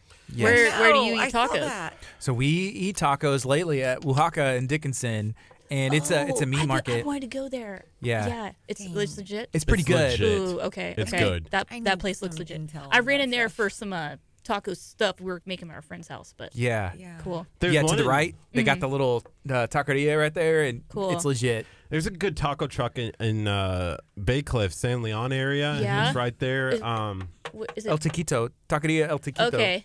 It's Taco so. El Loco in San Leon is delicious too. Where's that one? 517, more towards like Topwater. I can't remember the other cross street, but 517, you'll see it. Yeah. It has a good crowd. What's on the interesting weekends. about that area, like if you're heading towards the water, there's about 6 different spots to get Mexican food or tacos, Yeah. like a taco truck, you know, a meat market, and then a restaurant. Stripes. Yeah. It's It's good. pretty neat. Yeah. It's really- stripes, yeah.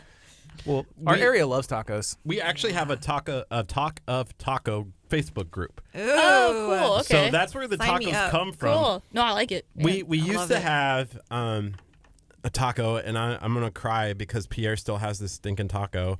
This one replaced But it. that one replaced it. But we had this taco that sat on the microphone on our old setup, which we used to have a computer over there in that corner. Where this okay. came Right from. there, and it was a webcam that faced this way, and the taco was the first thing that showed up. Yeah. And so people just were like, hey, what's the taco pinata? And we didn't really have a reason for having a taco pinata. Yeah. So then after a while, like in January, we said, hey, we should start a Talk of Taco where Yeah. people post pictures of tacos.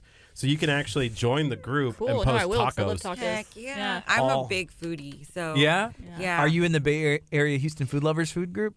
No. Oh, you need to be in there too. should, yeah. That's a good resource, Yeah. like for suggestions, or you know how sometimes I'm gonna say shamed, but like if you post too many pictures of your food, people are gonna Yeah. be like, oh, they're posting their delicious food Yeah. again. Like I can't Yeah. have it. You won't But feel bad there, In the yeah. food group, that's what you're supposed to do. Yeah. And Yeah. that's what we kind of That's cool. sourced our idea for I know. Taco I Taco. chilled out. I'm like, all right, I'll post more fishing stuff Yeah. and food.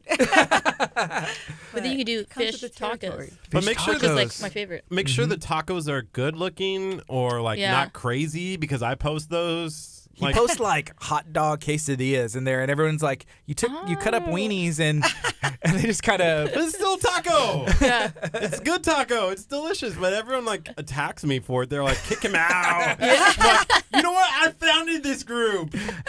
Can't kick me out of my own group. And then they're like, this is where they go, Taco 2.0. You know, because they do those kind of things when they kick someone out. Yeah, you branch away because they don't want to be associated with that.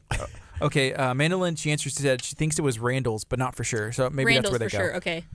South Shore. There's like wherever only they- one Randall's. Yeah, it's got to be the South Shore one. I know there's one in Galveston. Yeah, I don't even know Yeah. where Randall is. Yeah, it's all the HEB. I love HEB. Yeah, That's where I yeah, go to. Yeah, It's I got close to my like a house. super one by my house. So yeah. Yeah. Well, they built a brand new one over there, did they? Or no? Yeah, the 96 in South Shore. Okay. Yeah, it's Yeah. huge. It's got everything. That's where I live. I'm That's the one spoiled. I go to. Yeah. I love running into people, and we get the opportunity to meet a lot of people, and I'm sure you do too. And you're like, I think I know them, but Yeah. where do I know them from? Yeah. Oh, okay. Yeah, and then you just keep going. It's like, hi, just kind of wave. Yeah. Just smile and nod.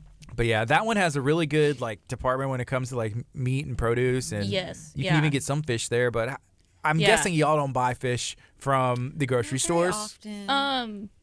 I do sometimes, seafood markets and stuff like that. But I Yeah, think definitely. HEB, don't they get I'd rather stuff go from down like to Katie's? KHEA and Katie Seafood. Yeah. I think HEB gets stuff from there, so that's still local, Yeah, it is. I don't think there's anything wrong with it, but We went there the other day, and Kurt was like, "What is that smell?" I'm like, "It's literally a fish market." Yeah. Remember that when we walked by? We didn't even like necessarily go in. Yeah. But out there, but yeah, it has that. It's sure. fish. Oh yeah. Yeah, Oh it's- yeah. Is that I guess is that going to be a deal breaker for Kurt's fishing career? With It that, might if it's be. like, oh, It the might be. smell, I can't take Yeah, it. it might be. There was one of the things that we had last night. I did a Game of Thrones like dish, Watch party Okay. thing, and there was a fruit that we had, a papaya. Is that a fruit? I'm not a fan of papaya. I was not. It and smells weird. Smells And it tastes weird. weird. I don't- Okay, that's like I'm the one so fruit glad where I'm you like, said that. I know. Because I felt like I was the only one. I, I had no idea. Like 2 days ago, I was talking to someone about papaya. I was like, can't do it. It's just There's no not way- too oh. good. I Yeah. can't. There was. Who Oh, was eating? I think Brian and Ed were eating one. I've never had one, but I Yeah. would try Yeah. it. What's it taste and smell like? Y'all have turned me off to papayas forever. It's just not, She's it's not like, good. no. It's I not don't good. know. I No couldn't description. tell if it was my stinky feet or the papaya. Perfect That's- way of putting it. Perfect Right? way. Yeah. It yeah. smells like stinky feet. It smells like stinky feet. Oh no, it wasn't. It was the Maybe it guys was from both. Columbia. not Ed and Brian. it was. They bought that papaya. They bought like remember? 4 of them. We're like, what do you Yeah. do with papaya? No one We're eats like, that. No, I just couldn't get past it. I don't know what it is. It looks Pineapple is good. good. Yeah, Yeah. it looks good, right? Yeah. But then you eat it and it's like what? Like It's strange. Yeah. the seeds on top. Those were like I black saw the balls. picture. I saw the picture. Yeah. Were Yeah. kind of cool, but I'm not a fan of papaya. Yeah. I learned that last night, and I feel like I learned something new every day, and that was the one thing I learned yeah. yesterday. Mhm. Kurt does not like papaya. Hey, so you mentioned your hat with the lures. Is there any other brands that y'all rep or work with that y'all want to give a shout out to, or maybe give people a little tip? Well, definitely just want to say shout out to DOA Lures and Mark Nichols. He's the one that puts together this media event that we're going to this week and where we met. Yeah. And so that's just great. He creates like a friendship through the fishing industry that everyone gets to hang out and do business and stuff, but it's great. And then shout out to Team Paycheck. They're the guys that took me wahoo fishing in January. That was fun. Hey, I like paychecks. Yeah. Yeah. Right? Yeah. I'm pro team paychecks There too. you I go. feel like, yeah. Cool. Yeah, definitely. Shout out to my offshore team, Team Real Therapy. So it's about to. Hopefully the seas lay flat soon, and we'll get out there and do some more of that. Yeah. You I'm guys, excited. like your career depends on calm, water and winds, right? I mean, for offshore, you definitely want some flat seas to get out there usually, but I don't know. We're pretty much prepared to get out there. Yeah. No I'm matter go- what. Yeah, I'm going no matter what. In most conditions, we'll then- find a way. The other thing, I feel like if you just get that partnership or endorsement from the patch, and it's Yeah, like there you then go. you're good to go, and you're like, I'm Yeah. good. I have my patch. Yeah. Just get the Yeah, best. There Wear you the go. best. Yeah. What do you see coming next? I mean, I asked you about Columbia. Like, did you ever see I didn't know it was possible? I didn't. What do you see next? I got it. KHEA radio. Offshore. Offshore. Offshore. And sponsor her. And go. she's like, That's I good. never thought I'd have a Christian radio station as my partner. Hey, Now you do. Actually, me and Kelly we've been talking about trying to collaborate and do something more like a podcast or something, because there are a lot of people out there, like whenever we're out and about and doing things, they reach out to us and it's like, you guys are doing the coolest things. We want to get involved somehow. And we just haven't like put our brains together to really think. Yeah. We've every time we get in the car together, we have this long road trip. We start like brainstorming and doing stuff. So I don't know, maybe soon we can do things. Definitely share like our right now. I'm trying to like share like our travels and stuff. You know, just the different things that we're doing.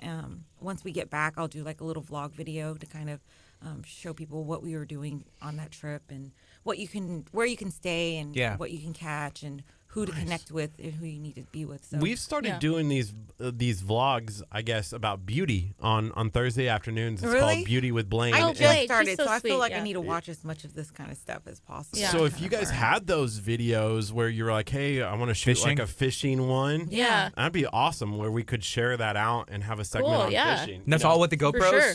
All with the Yeah, GoPros? I've been using Yeah. GoPro 7s mostly on that, and then we both have like DSLR cameras that we take on all of our trips between with the us. two of And us, you have we're an covered. editing, I know you said graphic design. Yeah, Photoshop, InDesign, all that good stuff.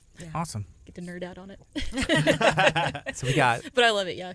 50 seconds, and then we'll go back on the FM, and then we'll kind of just like outro it, tell everybody where they can find you guys on social media Cool. and Awesome. pick up a copy of Awesome. everything. Cool. I'm so glad you love graphic design. I get asked to do graphic Yeah, design, and yeah, yeah. I hate Oh it. my gosh, I love it, yeah. I can't, like, you know, I have to design some of the screen work in here during services, and they're like, oh, yeah, just go design that. And I'm like, I will don't say, know. I don't see it. I will say people, just go design that. Yeah, Let me do that in 2 seconds. Yeah, yeah, right? like, oh, yeah, you know what's best. And then Yeah. you're like, no. yeah. But the thing, you do know what's best, because most of the time people When you don't know see what it. they want, is what That's we have true. found when it comes to design, For when it sure. comes to video For and, sure. and stuff. Yeah. And then you have to pull something out of the air, and they're like, Exactly. Then they're like, I don't want that. Well, that's what every time like I do an ad for someone or something, I'm always like, this is just a starting point. Right. You know? If this isn't where you're wanting it to go, we could totally change it up. All right, here we go. We're going on FM right now. Good morning. This is KHEA Radio 99.5 FM. This is Kickstart. I'm Gardy. And I'm Curt. It is Monday morning. I'm thankful for this week. It's been going good. TGIM already. Man, He doesn't like when I say that. TGIM. I've never heard that. he does it That's every good. day. Even on Thursdays, it's now TGITH. And I'm like, stop. I like TGITH. I love a Thursday. There you go. Wow. Gardy loves Mondays more than anyone I've ever met in my Really? life. Like he wakes up and goes, "It's a new week. Why would you?" People look at exciting. it. It's like a fresh start, right? Yeah. Yeah, you turn the page. Hey, last week was Yeah. awesome. This week it can be even better. And Yeah. it can be anything you want it to be, potentially. You know, Yeah. you just gotta Yeah. find the right direction. You I could need to catch call you every morning. I got you. Every Monday morning and get me amped up. I got one better. Just tune on KHEA Radio's There it morning is, show yeah. on Monday morning, I'll and do you'll that, feel I'll do that. blessed. If There you you do go. it for the first 15 seconds, I'm going to get you hype. I'm going to get you pumped up. TGI, tomorrow's going to be T, and you're going to be excited and ready to go. Hey, so here's a question, and we're just about out of time, but this is a good idea, and maybe I'll do this. Maybe I'll know someone who does. Do you do a girls' fishing camp? I have a 12-year-old daughter, and it would be cool to have her attend something like that. Is there anything like that goes on in the area? You know what? I'm about to. We're going to be attending the Coastal Brigades Mm-hmm. dinner, and that is something. If she has a child that wants to get involved in that more often or more, that is a really good camp to get involved in. Yeah. It's a small one, so you have to apply. The kids have to write an essay and do all that. But I was at the fishing show, and these kids came up to us and was like, "That was the best experience I've ever had in my life," and I would really want to. I just want to let you guys know that. And so it's run by the Texas Parks and Wildlife. Mm-hmm. So I can give you guys all the information and share that. Yeah, We're going to it's do a a good crawfish thing. banquet for them on May 11th. At Walter Hall Park in Lake City. Oh, I know where that is. What time should we be there? Yeah, definitely. You have the it's flyer open somewhere, event. but yeah. Yeah, I'll share with you guys Yeah, the flyer I forget for what that. time, but as that'll be well. good. Awesome. But I don't know. I've never heard of an all-girls one, though. That's interesting. It's That'd be not. cool. This one's like just- co-ed. Yeah. Yeah, but I don't know. That'd be cool though. Maybe That's we a good can come idea. up If with not, something. yeah. Yeah, to get them started young, like y'all said. That's the best time. And, hey, you may find a passion that you don't know that you have. Yeah, and I would like to get more into volunteer community. The next generation. I think that's cool. So. Very cool. Hey, was there anything else y'all'd like to share? How can somebody find y'all on social media? We'll follow Gulf Coast Mariner on Instagram, handle Gulf Coast Mariner Mag, and on Facebook. And if you want to follow me personally, Kelly Ratbones. Kelly Ratbones. Yeah, I'm pretty easy to find. Usually, if you just Google my first and last name in Columbia, or you can find me at SydneyWindFishing.com, and on Instagram it's SidTech, so SIDTX. So would y'all be open to come back? Y'all yeah. gonna come back, hang out with us? This was really fun. Yeah. Really, And really when fun. it's in the calendar, I'm wearing my Columbia, like full get up.